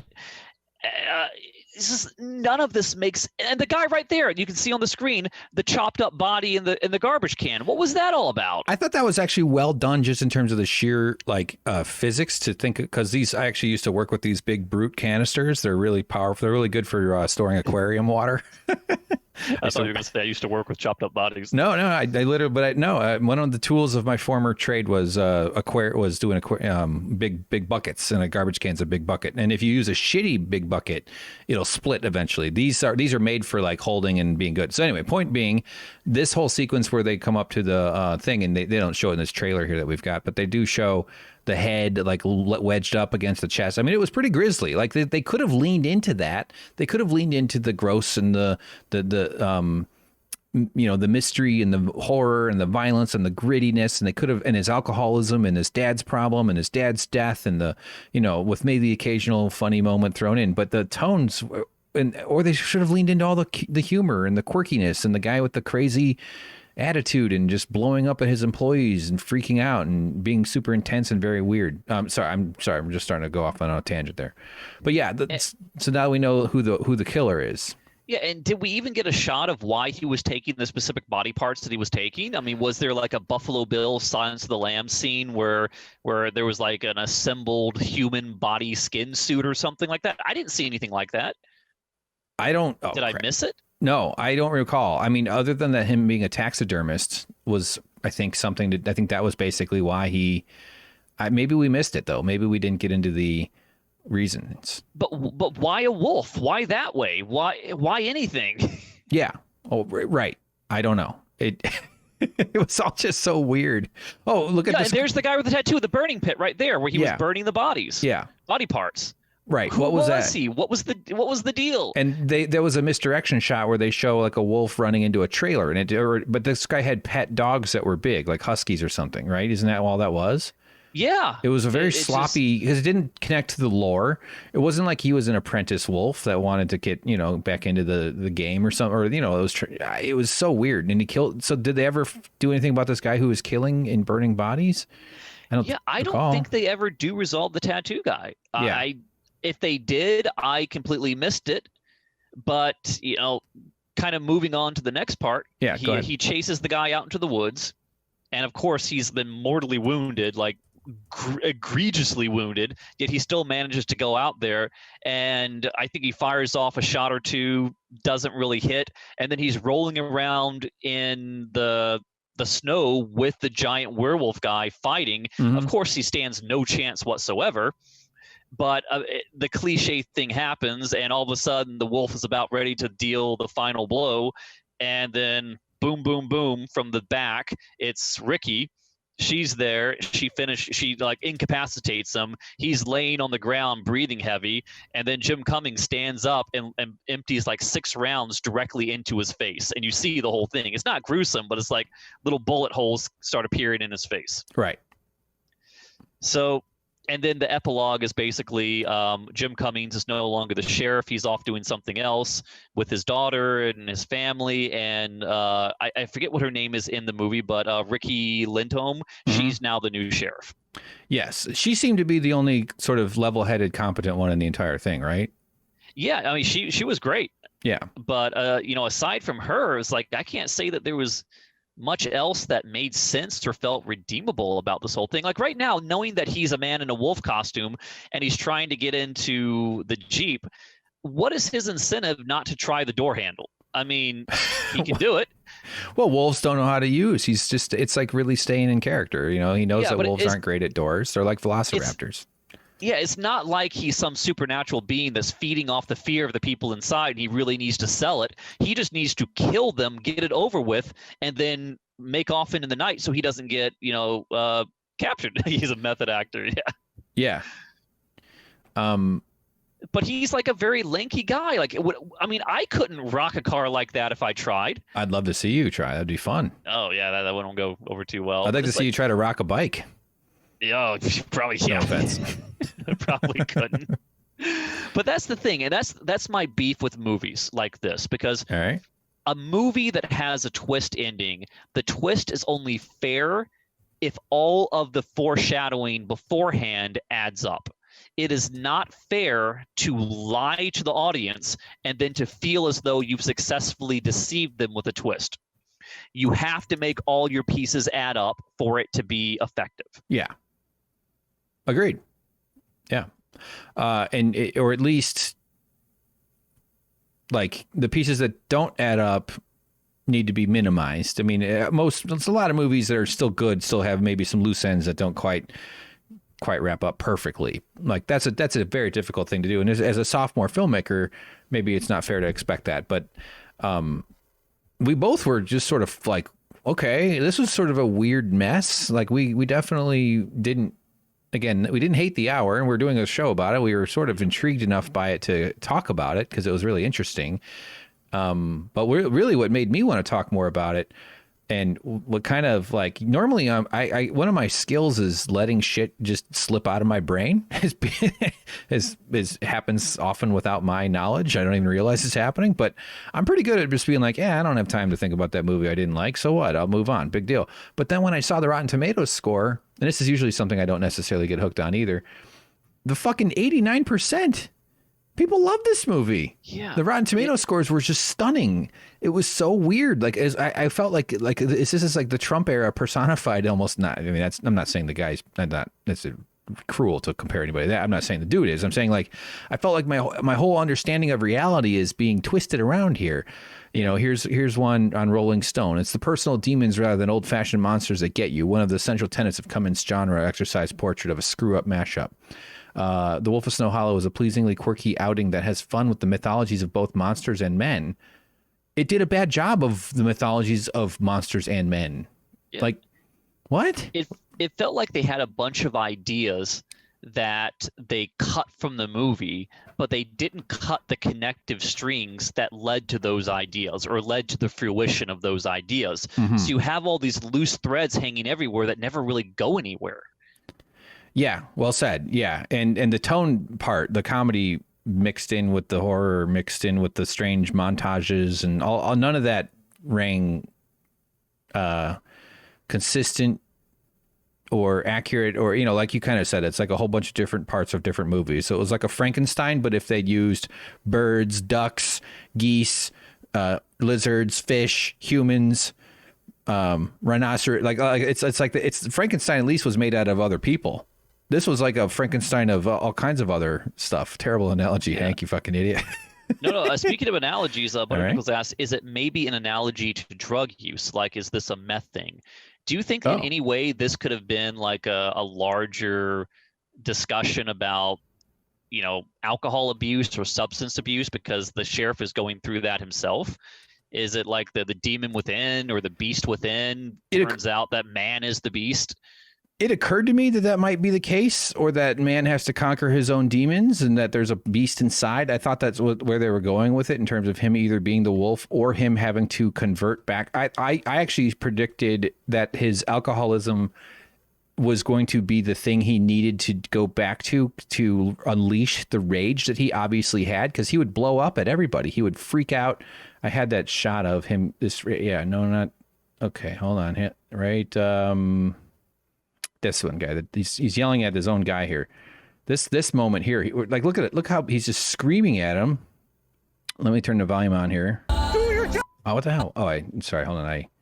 Yeah. So this is emblematic. He does this. Let's just pick this little. I'm activating. It's not. I'm not used to working on the timeline. So dinky ass. I can't get. Motherfucker. Hold on. There. Okay. I gotta click off of it in order to click onto one of them. Okay. So. This is emblematic of how he treats almost everybody around him. Oh yeah, the corner was a whole nother weird ass part of it too. So I don't know if this loop will work here. I don't usually do the loop. Do your job! Do your job! Do your job! Do your job! Do your job! So he just, in this scene, the guy was like doing his job. Look at him. He's literally doing his job right now in this shot. Yep. So sorry, what was the answer? Oh, the alcohol. Yeah, is it a metaphor? I thought like maybe they were getting the point where, so this mythical wolf creature, or whatever its origins may or may not be, if they're going to explain it or not, that sometimes they don't have to explain it, and that actually makes I think that's a perfectly defensible decision in a movie. But that, like, in order for him to defeat the wolf, he was going to have to like activate the demon inside of himself, which is his anger, and then in doing so, maybe propelled by a relapse into bad alcoholism or something like that. And I've my own personal story. I've mentioned this in some other shows. I had an issue with alcohol. I'm not unsympathetic to people who struggle with alcohol addiction, because it's something that I struggled with too myself. So I do have an honest and genuine understanding of that demon itself in my own context. So that's fine though. And I'm very, very much, and one reason I'm okay saying that publicly is I'm not alone in that whatsoever. I know there's lots of folks in the world who struggle with this sort of thing. But that would have been a compelling use of like a tragic way to have to like sacrifice himself in order to save the town. But it didn't really play that way at all. And Jim Cummings became famous for another movie that was highly acclaimed, which I've not seen, called Thunder Road. Mm-hmm. And do you know what character he plays in Thunder Road? Like an alcoholic cop or something, right? Yes, exactly. Yeah. So yeah, I mean, I guess if you're good at one thing, you stick with it. But yeah. You kind of need to wrap that in a story that kind of makes sense. I agree. Yeah, it just I didn't get the reviews. That's what really tripped. I got into my head about it. It felt like we had just walked outside and saw that the sky was purple, and we were like, "Oh my God, I can't believe what's going on with this purple sky. This is really distressing." And then we go online, and there's a news story saying people are amazed by the green sky. And it's like, what? Are you seeing something different than I saw? I mean, what the heck? Yeah. I know, it was so strange. Like, well, at least here's a review, or one of the negative ones, these blurbs on Rotten Tomatoes, that I thought made a lot of sense. Wolf actually does a thing we all hope second features won't. It reveals that idiosyncrasies of an unproven director's debut weren't quirks so much as weaknesses. Another one, a novel blend of action, comedy, horror, and mystery, undermined by Cummins' peculiar off-putting performance and other eccentric choices. Yeah, it just was very weird. And the thing about the prosthetic teeth. Yeah, those aren't prosthetic. That's just what the dude looks like. I know. Yeah, I had a shot. Oh, shit. That's one of the shots I was looking for, too. Okay, got him. Flying around. Yeah, right here you can see his teeth. In... Is this what's still playing? Yeah, okay. So... Wait a minute. Oh, God. What the fuck? Oh, it's jumping to this... sorry. Okay, hold on. It's trying to loop. I had to loop. You'd think I'd never used Premiere Pro before. Clear in and out. Okay, now it'll work. Yeah, right in this shot, you can see his teeth. Kinda. There's one moment. We're going for it. Of course, it cuts to a long shot right Yeah, before. that's okay. These trailers are just... You can see the tooth. Yeah, there's a lot of scenes where he has like these big smiles and close-ups where it's jarring enough that, I mean, if it wasn't a movie about a werewolf, you might not put so much stock into something like that. Right. Yeah, and it's not even trying to like. We thought that was a deliberate choice to for the character, not. Yeah, and like you just saw on the screen, the woman in the red hat, one of the victims or potential victims. Well, I think was she the one that gets killed in the car later? I think she survives the car. I think that the cop they were able to scare him off, but because she had red on, I was like, well, clearly she's one of the targets. Yeah, the wolf paw. Yeah, see, here's the red hat. Yeah. No, this might be the first killing. I think this. So there's a shot of the wolf. You can see the foot behind her. Yeah, how it's bent in a weird... I know there's a shot of the moon in the wolf print, which is also very, like... It looks like such horrible special effects that I could do it. The first viewing. Totally. Oh, there we go. This is the paw shot that I... Like, what is this? Is this a pearl? I think that's the reflection of the moon. That's a bit odd if that's... Yeah. I wasn't really sure what that was, but yeah, that's... And what does a real wolf print look like? And even thinking about it again, if somebody says, oh, I saw a 7-foot-tall wolf going around messing with people, wouldn't the first place you go would be to the local taxidermy guy? Do you mean the local 7-foot-tall guy? Yeah, I mean, and say, hey, dude, you know animals. Has anyone brought in any large wolves lately? Right. Or have you seen any? Or could you take a look at these bite marks and tell us if you think it's consistent with maybe a wolf? Their local expert, maybe. Yeah. One would think. Hang on here. Let's here's some wolf prints. So this gives us an idea of what a wolf print might look like. That's actually okay. Yeah. If these are real wolf prints, those are pretty cool though. Those if you could imagine one of those things coming at you. Wolf tracks in the snow. Here's a person's hand. Fresh prints of pretty darn Snow big. Hollow. The fresh prints. So nothing. That's pretty impressive. Now, if we go back to Premiere, there's the wolf print in the snow in the show here, which we can turn up the brightness there. I mean, I guess that's close enough, I suppose. So they made a whole thing about how being realistic, like wolf bites and wolves. Like they never suspected it was a guy in a costume until they went to the dude who cuts up animals and turns them into mannequins for people to put on their walls. Who also must work out at the gym, like everybody, like because he's obviously the strongest person. Butternickles confirms it's the moon. Yes, indeed. Yeah, one thing I forgot to mention is when he first got wounded with the knife wound, through his chest, and he was like gurgling and spitting up blood everywhere. By the time he was rolling around in the snow and he was saved by his deputy, not even the slightest speck of blood on his face or his mouth. Yes. Yeah. Come on. That's quite a bit of that. That's what ruined The Last Action Hero for me. Yeah, and the fact that he survives that? Come on. Yeah. It was silly. Here's the hand going after the... So, I mean, I guess if anybody's going to build a good animal suit, it's going to be a taxidermist. Is he going to have the strength to rip someone's limb off, to remove most of your pelvic hours? He comes in, he murders brutally, and in the span of like 2 or 3 minutes, the boyfriend can hear screams from outside. And by the time he gets out there, her arm is already ripped off. She's in pieces, and giant chunks of her body are missing. There's those teeth right there. You can see in a bit. Yeah, there's the teeth. So none of it adds up, and I feel like a broken record saying this over and over, but sure. I guess in summation, the movie tried to do something. I didn't really get it.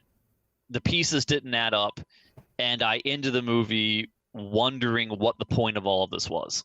Indeed. I kind of wondered too. I felt unfinished, and it felt like it made me, to me, it was easy to dismiss. So because again, the Rotten Tomatoes thing is what made me like undismiss it or whatever. But Hollywood makes so many shitty movies where you're just like, oh wow, if you could get lost in the maze of thinking, man, how do they always just make crap movies? Like why are most of them pretty shitty? And like why is it such a difficult art form to hit well, to be within the small part of the bullseye dartboard? You know, like you don't have to be perfect to be a good movie, but it seems like an art form that is so difficult to really get right. It's very collaborative, it's very expensive, it takes a lot of faith, at least in the future. You have to trust that there's a process that will pay off. You know, you have an uncertain outcome. It's a very difficult art form, but yet at the same time, with all the money and all the reputations on the line and the mass of Hollywood, and I don't know, I mean, this is Orion. I mean, is that the distributor, the producing company or whatever? But like, how does it still get to be like so many movies seem to be clumsy and messy and bad and poorly made? And I don't know. Maybe that's just the nature of the industry, is actually that they don't all have to be that good. It's just like food doesn't all have to be, you know, sushi with sushi eggs, like delicious, perfect food. Yeah. Oh, here's the wolf. There's the wolf standing To there. answer the question in the chat right now, yes, it did at least accomplish that. It kept my mind off of things I'm gonna have to go through for at least an hour. Did you spend an hour or so not thinking about your surgery? Yeah. Yeah. So you know there's some value in that. Yeah. Look at him. He drives by and fires the shotgun like that. Right there. This is a shot. Yes, that's true. And the thing, and I feel bad saying this, but when I was watching it, I was thinking, these lines don't make sense. This writing does not make sense. And then I was thinking, like, certain shots. I was like, well, who wrote this? Who directed this? And who in the world cast this man as the leading actor? Yeah. And I was like, none of these, whoever directed this probably doesn't have a lot of experience directing. Whoever wrote this doesn't seem to know what they're doing.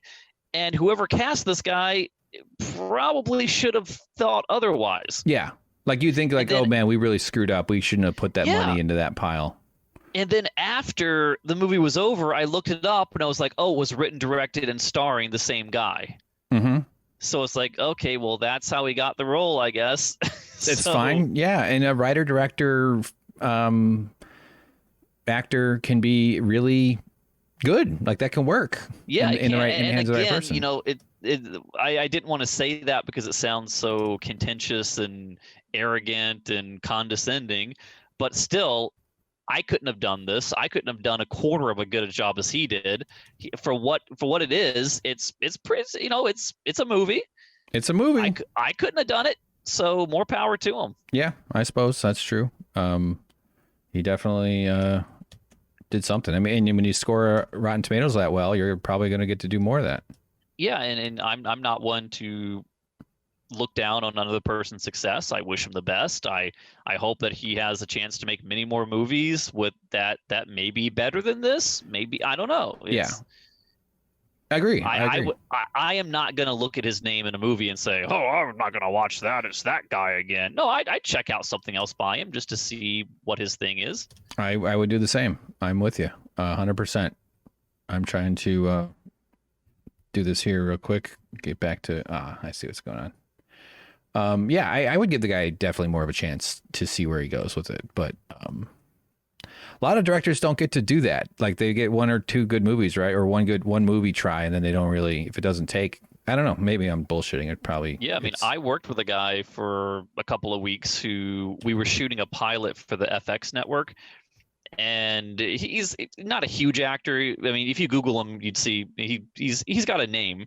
Mm-hmm. Well, yeah, in the industry. But he had written the script and he was directing it and he was starring it. He was doing everything this guy was doing, and it was so interesting to be next to him and watch him work. Where he would just jump in front of the camera, do the scene, and then jump behind the camera, rewatch the scene, and say, "Oh, I was a little bit off there. Let me go back and do that again."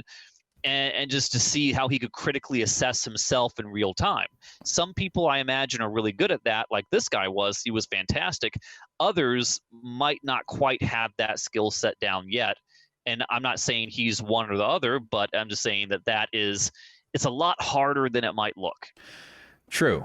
Definitely harder than it looks. The short films I've made, it's not even close to comparison, but I did make one that I wrote, directed, acted, edited. I did everything with some friends. And that was like a bunch of stupid comedians running around Chicago for a month in 2011. It's an old movie.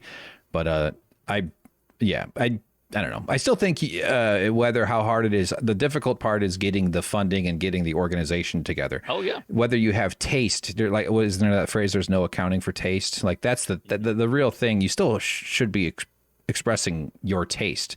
And there's always limitations to budget. Maybe they only had so many shots. Maybe they lost some footage. Maybe they ran out of time. I mean, there's all sorts of when oftentimes when a movie seems weird or an editing or directing choice seems terrible, it's because they just didn't give themselves enough options during the post process, so they screwed that up. Orion is a low budget movie releasing house. Okay. All right, so they probably don't have the same kind of thoroughness where they run it through the Steven Spielberg, George Lucas at Industrial Light and Magic Bot, where they get some notes from some masters. So okay, cool. Well, I think we've hammered this enough, right? Oh yeah, and Butter Nichols mentioned that I should get hospital Wi-Fi passwords. The one thing that worries me about that though is when I found out about what was going on, I had to go to the emergency room, and in the ER, which hopefully won't be the same as like the actual surgical center, there was no cell phone signal anywhere. There was like, my phone was just dead, no bars whatsoever, and the nurse there was like, "Oh yeah, we can't get Wi-Fi or anything down here." So man, like, oh, wonderful. So I'm hoping that wherever I end up is going to be different. You'll be on God's Wi-Fi, opium. Oh, yeah. You'll be all fucked up on painkillers, so it doesn't really matter. Yeah, there was I experienced like some of the weirdest stuff ever. Like, have you ever had an IV in your arm? Yeah. When I had my penis surgery. Oh, yikes. Okay. But did you get like that weird sensation like your arm was suddenly cold and just your arm? I had that on my penis. You had a weighing IV? I literally did. As a kid, I had to have a thing fixed. Okay. Yeah. Do you want to see pictures?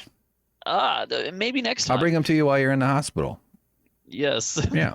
No, so I was actually, I will tell the story someday. I used to be very ashamed of this story, which is ridiculous because I was like a 4-year-old. It was a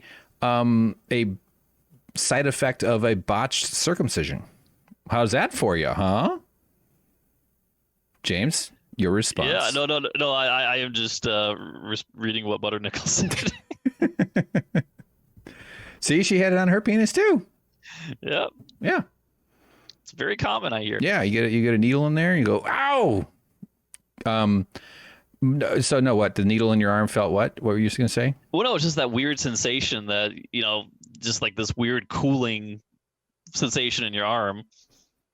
And there was another weird thing, because when I got there to the hospital, because the urgent care took me in, did some tests, found out that it wasn't COVID.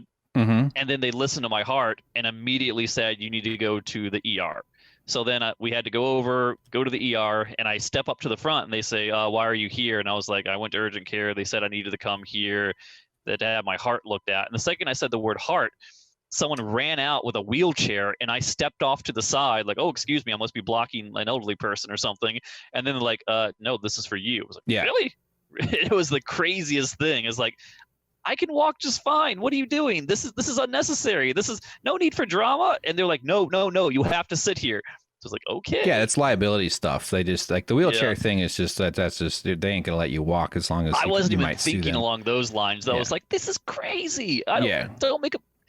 But yeah, and then they wheeled me over into a wheelchair storage room, and I had to sit. Did they take you out of the wheelchair before they folded it up?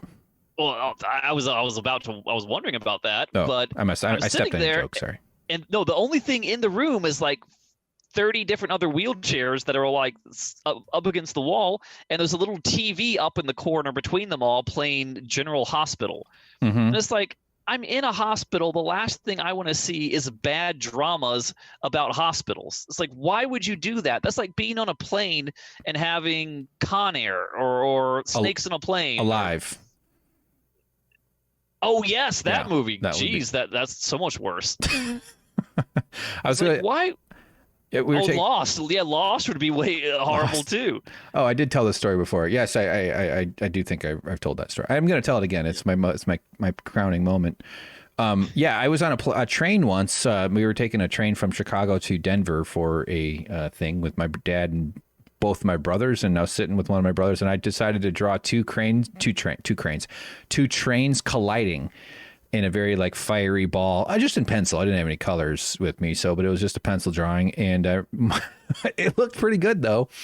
And the train conductor came by and like saw it. And my brother said he saw the guy make a crazy face, like a disgusted face. So I know exactly what you're talking about. I was a disturbed child. And did he say, "I will never let that happen again"?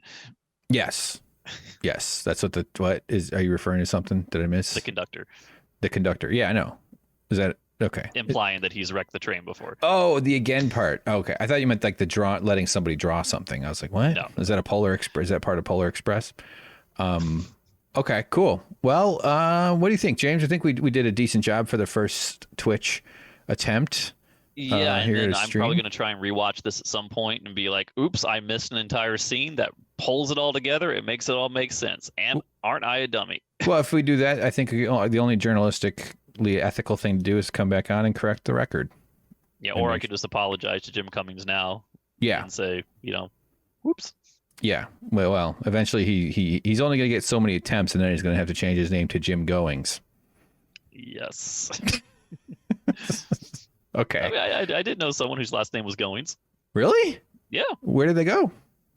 I don't know. I haven't seen her. She moved away in kindergarten. Her name was Shermikia Goings. She was a very nice person. Shermikia Goings. Okay. Yeah. All right. She was a good friend of mine. Sounds fun. All right. Well, fantastic. I was actually going to feed the shrimp. I think we'll do that. And I'm going to play some Hades, at least one round. Honestly, I'm kind of tired. So we'll see how far I get. James, you you're off, right? You're welcome to stay and chat if you like. Yeah.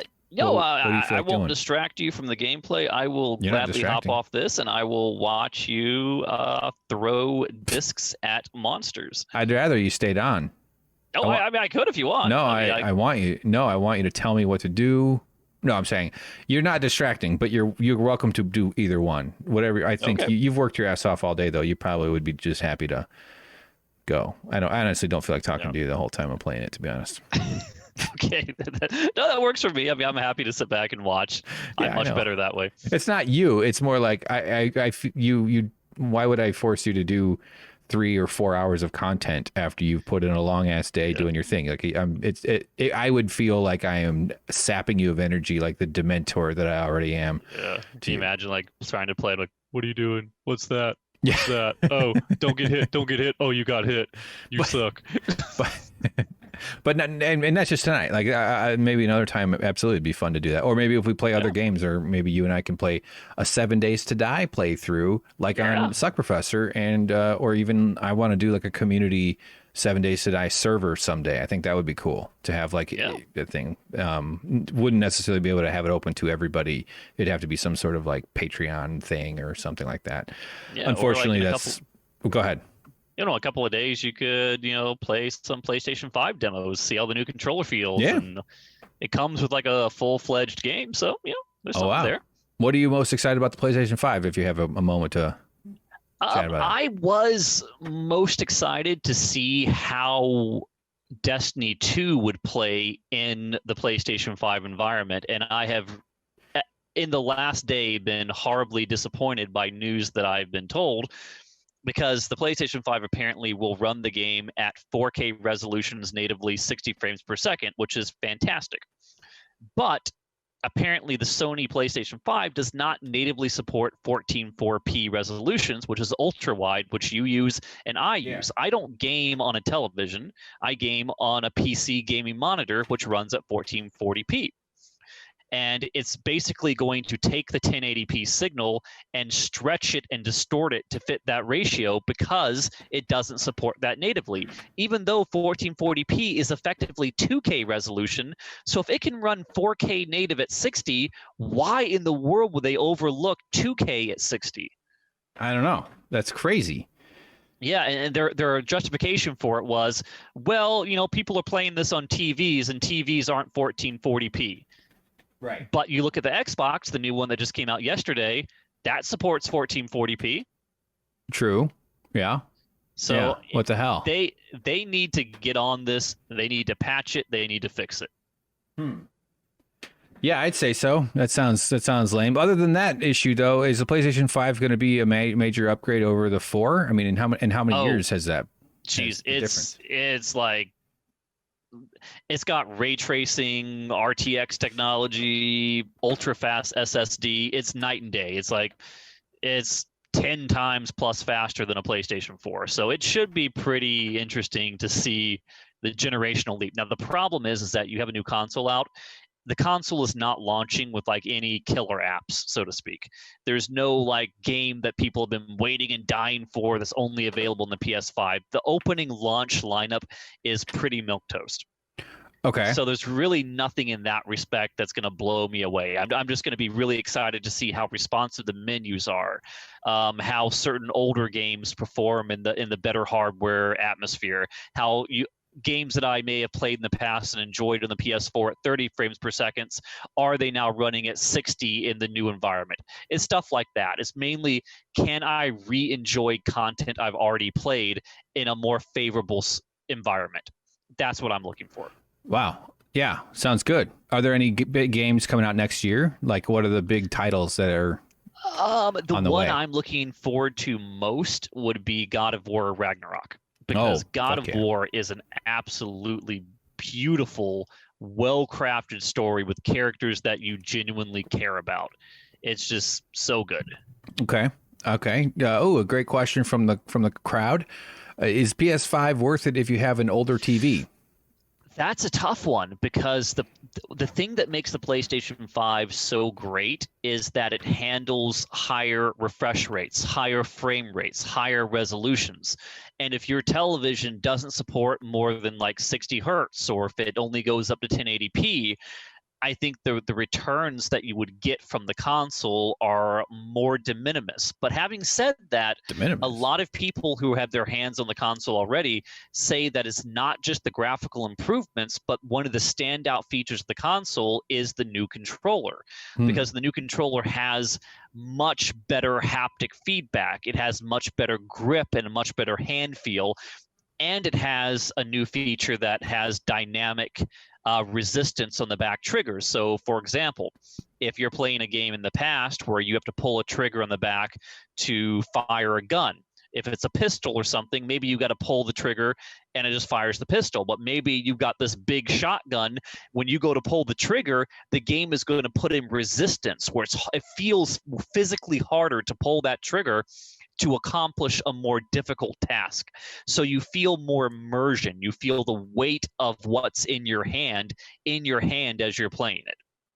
Oh, yeah. That's awesome. My only experience with that, you were telling me a little about that earlier today, but with the VR controller with the Arrow game, and that's like the HTC Vive from like 3 years ago or something. But just I'm very excited to see where that haptic kind of tactile and resistance stuff, because in that one Arrow game, when you knock the arrow and you pull back the string, it just gives you a little bit of a touch of it in your hand subtly, but your brain is so in tune with the arrow, and that might be also related to the immersion factor of the VR. But I'm super interested in that. And then I think they should also extend to like spikes that punish you, that shoot out of the controller and stab your hand, and maybe even like an odor thing that squirts odors up your nose and in your face. I mean, who knows? Yeah. Great question.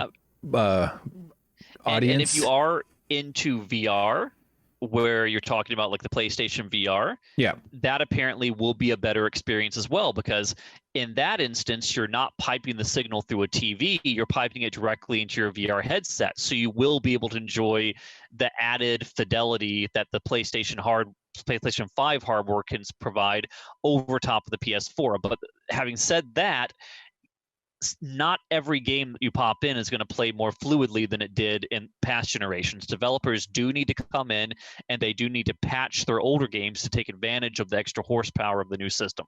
Right. So I wouldn't expect everything to start running better out of the gate. You got to wait for those tweaks. Yeah, that makes sense. Wouldn't expect nothing less, as all game consoles go through that kind of life cycle. Is it going to put PCs out of business? Well, right now, out of the gate, when it comes out, it's going to be pretty comparable to like a mid to high range PC. Of course, you are never going to be able to touch a high end PC. If you got like a 3070 RTX or whatever it is with ray tracing and an SLI configuration and 64 gigs of RAM, I mean, a console is not intended to match that. Mm-hmm. But if you're talking like a mid range computer to a high end but not super high end, I would say that at launch date, a PlayStation 5 could hold its own easily with one of those. Okay. I'll tell you this to put perspective to it. Tell me. The computer that's sitting next to me right now I built this thing a long time ago. It's got a 1080 Ti GTX graphics card in it.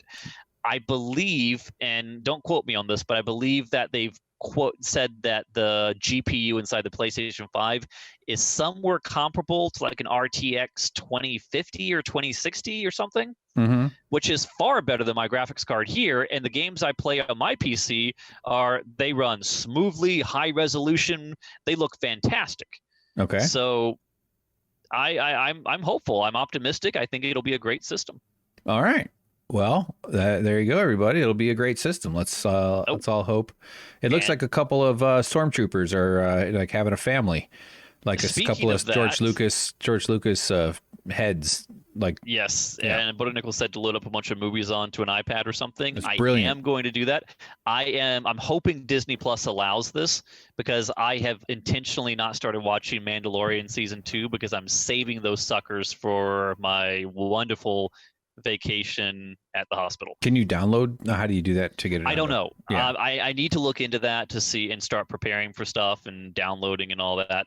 The whole thing is I don't know if I'm going to be able to even sit up. I don't know if I'm going to be so tired that I can't, because they say that when they do the procedure, they have to deflate your lungs. So you have to learn to breathe again, that your heart is like going to be like going nuts the couple of days afterwards because it's learning to beat in a new rhythm and to stabilize. Wow. So it's going to be it's going to be rough. So I may not even be in any condition to watch a movie. I don't know.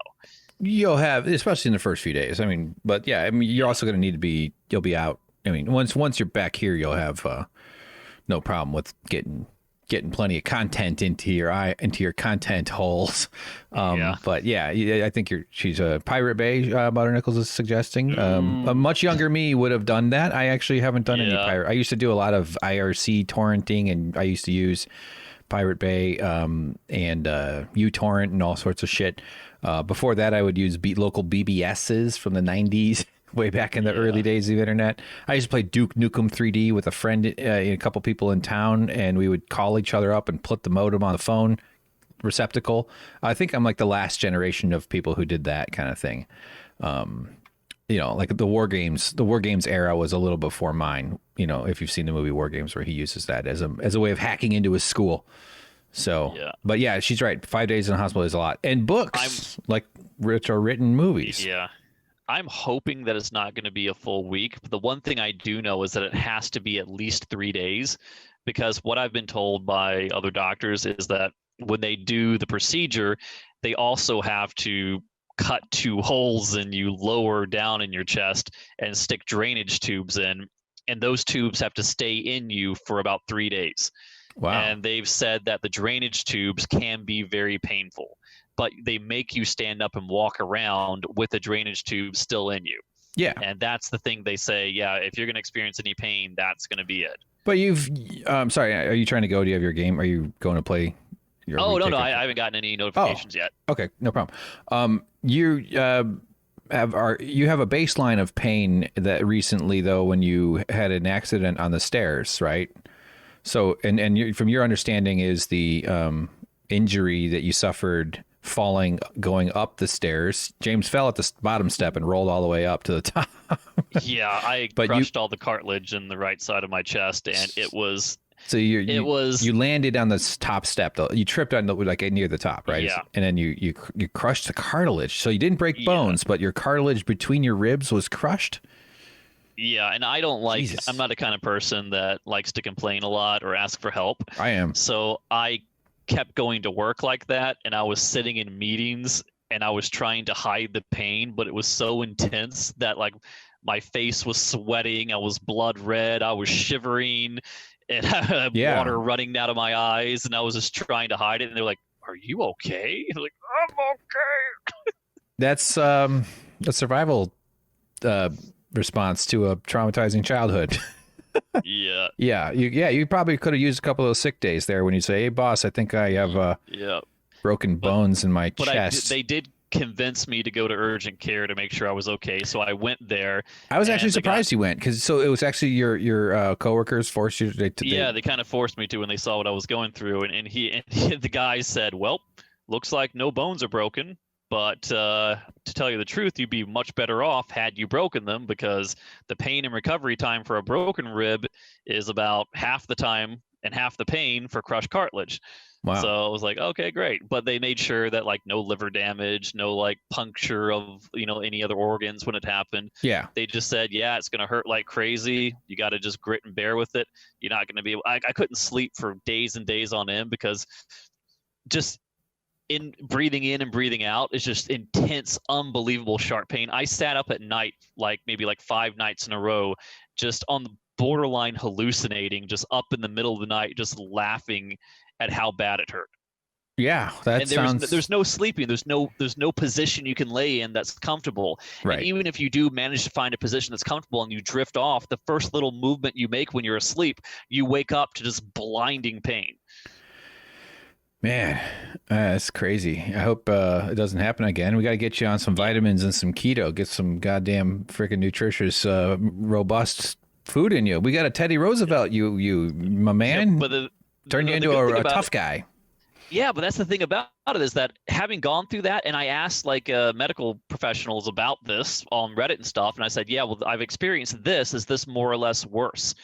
And one person said, I work in a thoracic unit, and I deal with people who have broken ribs, crushed cartilage, and open heart surgery. Mm-hmm. And they said, I will tell you this, that people who have open heart surgery from a pain perspective fare infinitely better than people with crushed cartilage. They have it way worse. So I feel pretty good about it. Plus, I'm going to have drugs. I didn't have drugs for the other one. Do they? So it's like win-win. Indeed. Although, the opioid-based painkillers are probably, I know those are good and powerful, but that's also a thing that can send you down a pathway that can be very that's the thing. Can catch you off guard. So I was told this by so many different people who work in hospitals. They said, they warned me. They said, people are going to tell you to be afraid of opioids because of the opioid crisis. But don't worry, they are never going to give you enough of them to form any addiction. You need it for your pain. Do not shy away from them because you're afraid of being addicted to something. That's not going to happen.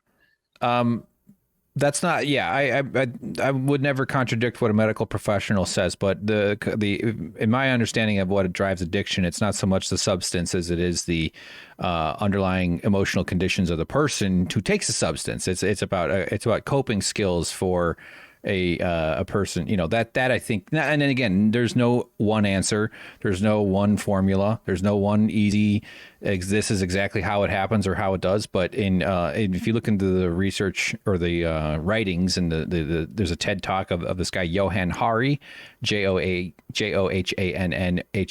He's a British fellow. He does a lot of good communication about the what drives addiction. So the warning that the substance itself won't get you addicted is, although substances are much more higher in terms of addiction and coming off of them, like marijuana does not have anywhere near the addictive qualities as opioids, but you can also get addicted to behaviors and to marijuana and to alcohol. People get addicted to all sorts of stuff. So and again, I'm not an expert at what those people told you, but the part of that they don't know is, and I'm not saying I know it either.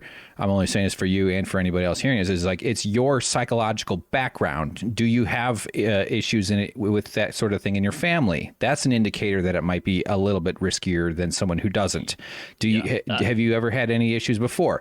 That's an indicator. Are you going through a very stressful time and you don't have great habits for dealing? Do you have other coping skills that you could lean on to deal with emotions that are heavy and hard? And heavy and hard emotions can mean short term, meaning like recent, I'm saying, like within the last year or two, or maybe within the last, but it can also mean some foundational things from childhood that increase the risks a little bit. Doesn't mean that there's no guarantees at all. So the kind of emotional calculus of that is left out in that advice. I would suggest that you should follow their advice, but keep in mind maybe finding or at least being conscientious of the notion. I've been in recovery meetings with people who went through surgeries and got addicted to pills. So like, I'm not saying like I'm completely unaware or unexposed. Yeah, to it. I mean, they're going to be giving me like a week supply of them just to get through the worst of the worst. I think people who fall down that slippery slope are probably people who have like back surgery, who have chronic pain, who have local doctors that will prescribe them months and months worth of opioids where they build up a dependence and then they suddenly can't live without them. Right. So it's like, if you think about opioid usage as a pool, I'm just like dipping a fraction of my big toe into it and then lifting it back out. I'm not going face first into it. No doubt. Nor would I ever want to. Indeed. Yeah. And often, like, one of the things that Johan Hari points out when he describes this research into a thing called Rat Park, where they studied the way rats got addicted to cocaine, and then they changed their environment to something much more in line with their instincts. That is to say, like they turned it into instead of a white cage or just a shitty cage, they actually gave them like nice rat houses and rats to bang and fight. So the rats didn't have the stress of being a prisoner in a hypercube hell, and the rats didn't get addicted. And then he points out that in Vietnam, lots of American soldiers in going to war, being drafted, being forced by your country to go murder people, to murder some other poor person. That's extremely damaging psychologically, and it's this extremely stressful situation. A lot of soldiers used heroin and weed and other stuff too in Vietnam, but they didn't all come back addicted at all. Some of them came back addicted for sure, but like almost like 90% or something, even after using it fairly heavily, came back to homes where they had friends, they had families, they had the equivalent of what the Rat Park study did. I mean, it's obviously a lot of intangibles to this. Nothing correlates perfectly, but it's an interesting example of like it's the underlying social conditions that are a much more substantial factor, in my opinion, in addiction, as well as the genetic propensity, as well as the what other coping skills do you have, and the other sorts of like ways you're sort of constituted. I'm not worried about you. You busted your cartilage, and you brought cartilage to a stair fight, and you lost it pretty bad. So, and you handled that without anything, maybe a beer or two, or. So I would suggest, but again, why am I giving you advice on Twitch? This is fucking crazy. But like maybe the opioids, there's like better painkillers like weed, basically. Like get fucked up on edibles. You'll have I don't know if that's a healthy thing to do in that case either. It might not be. The problem is they're going to be giving these things to me in the hospital. So I know. I can say, just don't give me that. Bring me some weed. No, I'm not saying that. I'm saying like the longer term thing. Like if it starts to get into like, boy, I need to get another I'm probably not going to even need them by the time I'm back here. Yeah. I'm talking like the warning signs are more like you're mostly past the difficult time, and then you're starting to think about it a lot, and you're starting to go, God, I'm gonna. You start to panic about running out, and you run out of it, and then you start thinking, I got to figure out a way to get more of this stuff. Yeah, that's when you need to go. That's not me. Let's go find some fucking weed, and you live in California. Yep. Good. One thing I do want to ask about, but people said about the drainage tubes that our company sells those. How big are they? Oh, your company sells drainage tubes. Are we talking like bigger than a McDonald's straw or smaller? All right. Wow, Butternickles knows something going on here. Because that's the one thing that's been weighing on my mind. Like, oh God, this sounds horrible. I just want to. Are these going to be like a pool pump going in, or is it going to be like tiny little tubes? I don't have the chat on what's on screen right now, so let me bring it up here. Oh, it's behind. What the? Oh, I turned it. Gauges. like oh crap, like what people put in their ears. I know that those are certain gauges. No, gauges is a measure of a way of like saying tubes. Like wires are delineated in gauge, right? And but how thick, how wide? What is the diameter of the tubes that they use for drainage from a chest cavity? So compared to like a McDonald's straw, which is a thicker straw, versus like a Starbucks straw, versus a coffee straw, versus a boba straw. What is a boba straw? That's what I use to feed the shrimp. That you feed. Yeah. And those are I'd say those like a little smaller than a nickel. Those are pretty big. Ooh, that's big. That's big. I don't think it's that. Sorry, yeah, that would hurt a lot. Oh, she's correcting. I'm sure I'm wrong. Yeah. Is it as big as a pool noodle? I'm such a know-it-all asshole. Oh yeah, no, the boba thing is the nickel size, not a pool noodle. That'd be good. Pretty funny. Outer diameter 2 inches, inner diameter 3/4, which is very thick material. Okay, that's better. Yeah. My mom had some major stuff, and I don't recall seeing... she actually was intubated in a coma for 3 or 4 weeks. That was fucking nuts. But 3 to 5 millimeters. And when they take them out, do they just like distract you and then just like yank it really fast? Mm-hmm. That would be... I kind of don't want to know that. I want the surprise. Yeah. So an inch is 25.4 millimeters. So 5 divided by 20, 24.5, 20, one of those. So roughly 5 divided by, ooh. So roughly a fifth of an inch, which isn't very big. Yeah. If that there's nothing to drain, is it going to make like that sound when you're sucking through like a McDonald's straw and you're out of Coke? Slurpy gurgle. If you're lucky. That would be the worst. Yeah. It's going to be crazy. And it'll be nice to have some time off work, even though you have to have your body turned into Frankenstein in order to get it. Yeah. Yeah. All right. Unless Butternickels, should not be air in there. Yeah, the air comes from the... Oh, you're right. That is from air. People have said I am full of hot air, but hopefully that's not. Yeah, that would be bad. The moon is made of cheese. Like, those aren't literal. I know you're joking. I should have thought of that. That is so common sense that I feel ashamed that I didn't realize that. I don't think that's common sense. You have to know physics. People don't necessarily... There's not air in your chest cavity? I mean, in your lungs, yes. But... Yeah. You mean the part of the body that is full of air? The pleural cavity, which is where the lungs go. Yeah, I don't think it's common. I'm sorry to disagree, but I wouldn't necessarily think about the air fluid ratio of gurgling. I don't know if that's necessarily intuitive. You're right to be dumb. That's what I'm saying. I'm trying to defend your dumbness on that one. But the guy from The Boys, the Deep, with his gills.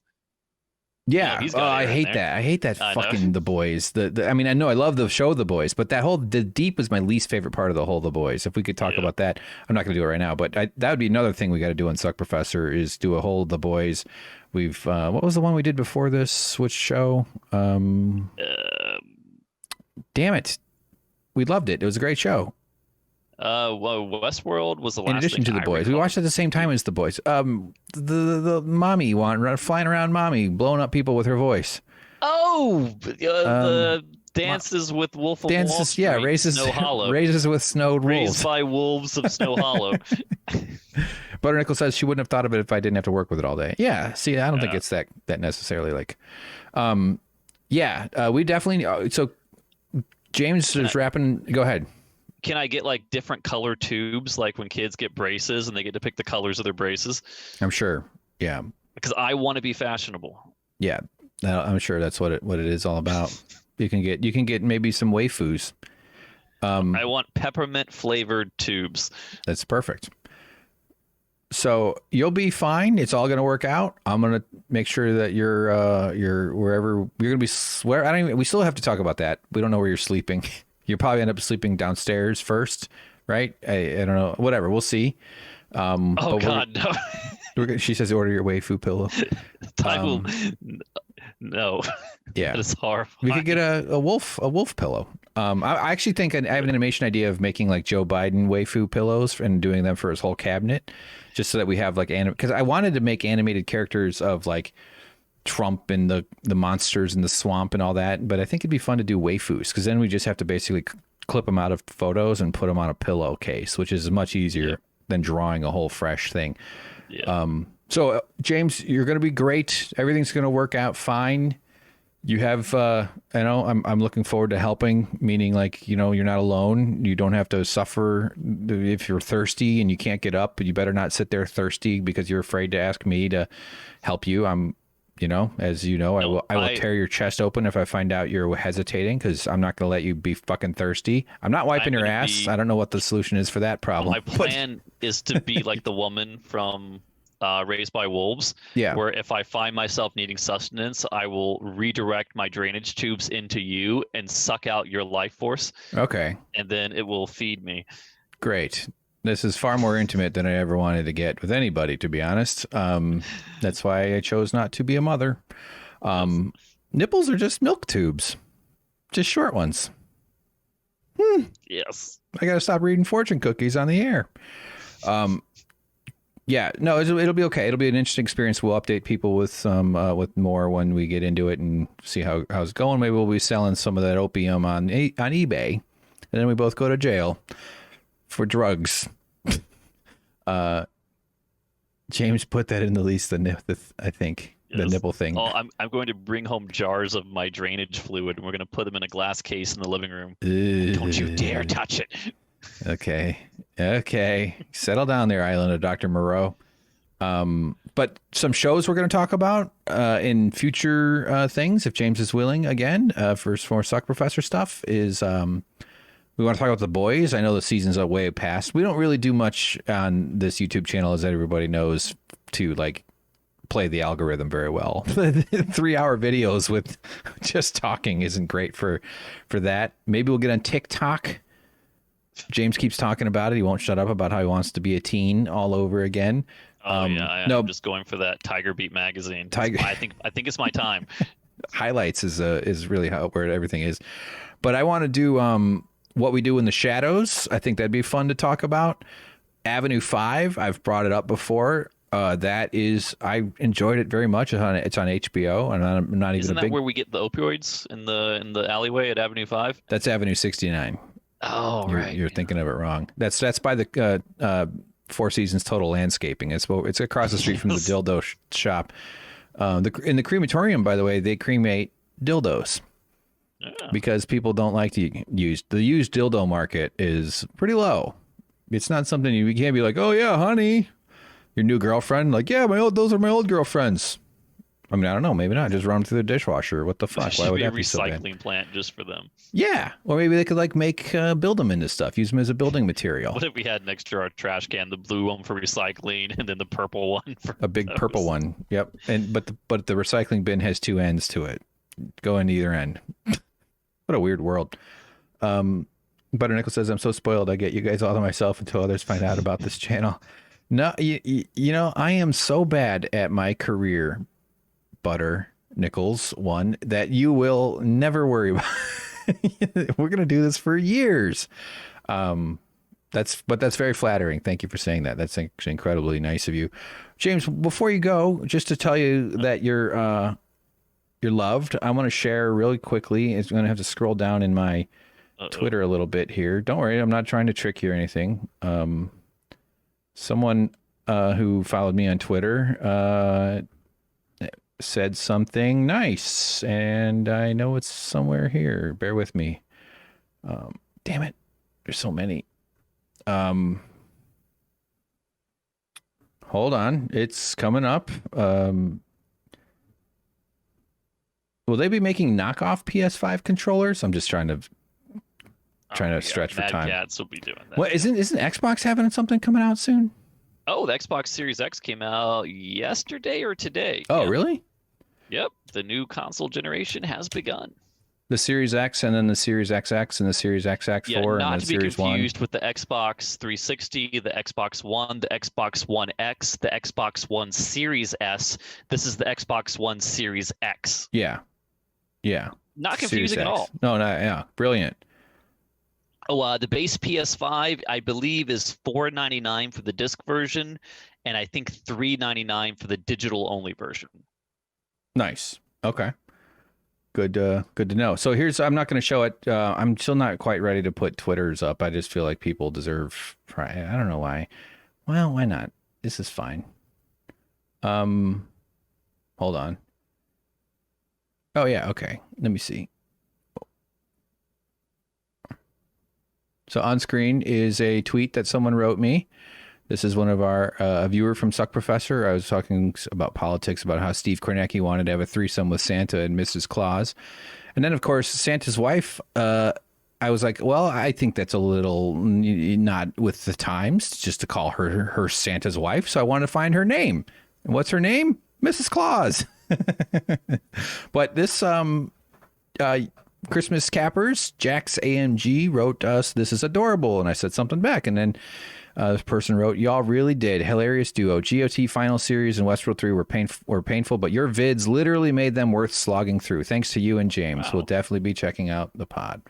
Isn't that nice? Super cool. Thank you. Yeah. Thank you. That's very sweet. So, James, you're beloved. Everybody on SuckProfessor's pulling for you. I don't deserve that, but that's very nice. You do. I know it's easy to believe you don't when you've never experienced it, but you do. Pretend to be you're a shrimp who's getting a small pellet of shrimp food, which is roughly probably healthier than what they're going to feed you in the hospital. I don't know. They pump shrimp in there to clean out my chest. Yeah. Get in there, boys. Get in there, Martin Short's inner space joke there, everybody. Oh yeah. All right, I'm gonna switch over to Hades. I'm gonna put a little music on. Definitely, we'll do some gaming and stuff. I'm not bugging you. You wouldn't bug me. It's just like I can't consume. It's already 8:00, and I can't consume more of your day than I already have. It just feels wrong. And yeah, I'm also exhausted, so I'm ready to just sort of chill. So, all right. Good talking. I will be watching. And everybody on SuckProfessor, check out twitch.tv/winners and losers. It's sort of an evolving thing right now, and I'm going to probably be on camera before too long. So that makes things a lot more watchable. I really need to either lean into trying to succeed or quit. Try, like the camera thing is important. And much love to everybody. Hope you're all safe out there. The reason I'm doing this sign off, guys, is because I'm getting rid of. I'm not going to put everything on SuckProfessor. You can watch the rest of the Hades playthrough on my in the description. There's a link. We will sign off. We'll play the Twitch. No, the not thing again. Has James already said goodbye? James, are you there? He's gone. Oh my God, there's a ghost. Good night, James. Good night, Shrimp. Good night, Butternickels. Hang out still. Once this video is over, we're going music, and then I'll be back with Hades, so don't go away unless you want to. James, take care, buddy. Good talking. Catch you later. See ya. There he goes. There he goes, everybody. The James of Cartilage Hollow.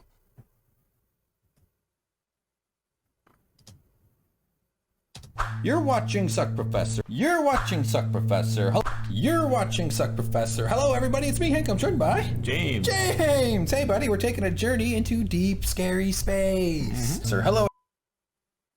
Uh-oh. James, good sir. He had a little something went wrong. Everybody, it's me, Hank. I'm joined by James. Hello, James, good sir. The band is back together. Talking TV shows. Westwood. World. Hello, everybody. It's me, Hank. I'm joined by James. James in Wonderland. So we're talking about this theory we developed. Joined by James, my favorite film buff of all time. We're doing a shot by shot. What is this called? Trailer breakdown. Of Alien Covenant. Where the aliens become nuns. Yeah. We're talking about Lady Bird. Joined by James Kazaya. Hello, buddy. Hello. Welcome to Taboo Episode 7, Season 1. I'm joined by James. Joined by James. I'm joined by James. Oh, howdy, James. Hello. Hey, cowboy. Joined by James. Look out, everybody. He's dangerous. He's got a bolo tie. So, I'm joined by... James. Hiya! That's the cowboy language, James. I'm joined by... James. James! My favorite handsome cowboy in all the land. That's you. Okay. I'm joined by... James. Hey, James, cowboy James. I'm joined by... James. James! Hey, dude. Hello. Hey, you're watching SuckProfessor. Hello, everybody. It's me, Hank. I'm joined by... James. James! What? I had fun watching it with you. Yeah. So let's get to... Shut up, James. I'm doing the intro part here. No sleeping. All right. If you start nodding off, I will poke you in the ear with a wet finger. And where? Alrighty. How did it get wet? Well, you'll be asleep and you won't know. It won't be my spit. It'll be worse. Okay? God. Right. Now, I wouldn't go so far as to say theory. I would say, parallels, tributes, homages, references, little tiny tidbits that kind of sneak into Westworld that seem to be directly correlated to the world of Alice. All right, calm down, Pat Sajak. It's a fucking theory, okay? Here we go. Looking pretty good with your mustache there, big fella. Yeah. I say see Ladybird. Oh, by the way, James, your bandolero, you're looking fucking intimidating. Have you been combing your mustache? Because it's looking really good. All right, Anchorman, Zoolander, Dodgeball 3. Terrible. Is it hard to drink your morning cup of Ovaltine? Hey, everybody, welcome to... You want to hear what it's about, James? I am all ears. All right, spoilers. Yeah. You okay? Absolutely. Okay, all right. So Lady Bird is about a teen girl who is trying to figure out where she wants to go to school. And what kind of mutant powers does she have? Are you excited? Oh, yeah. You ready? Yep. Are you sitting down? Yes. Right where I want you. We'll probably talk about that later, too, because James and I are a couple of big, soft, cushy tushies, aren't we, James? I wouldn't use that word, but sure.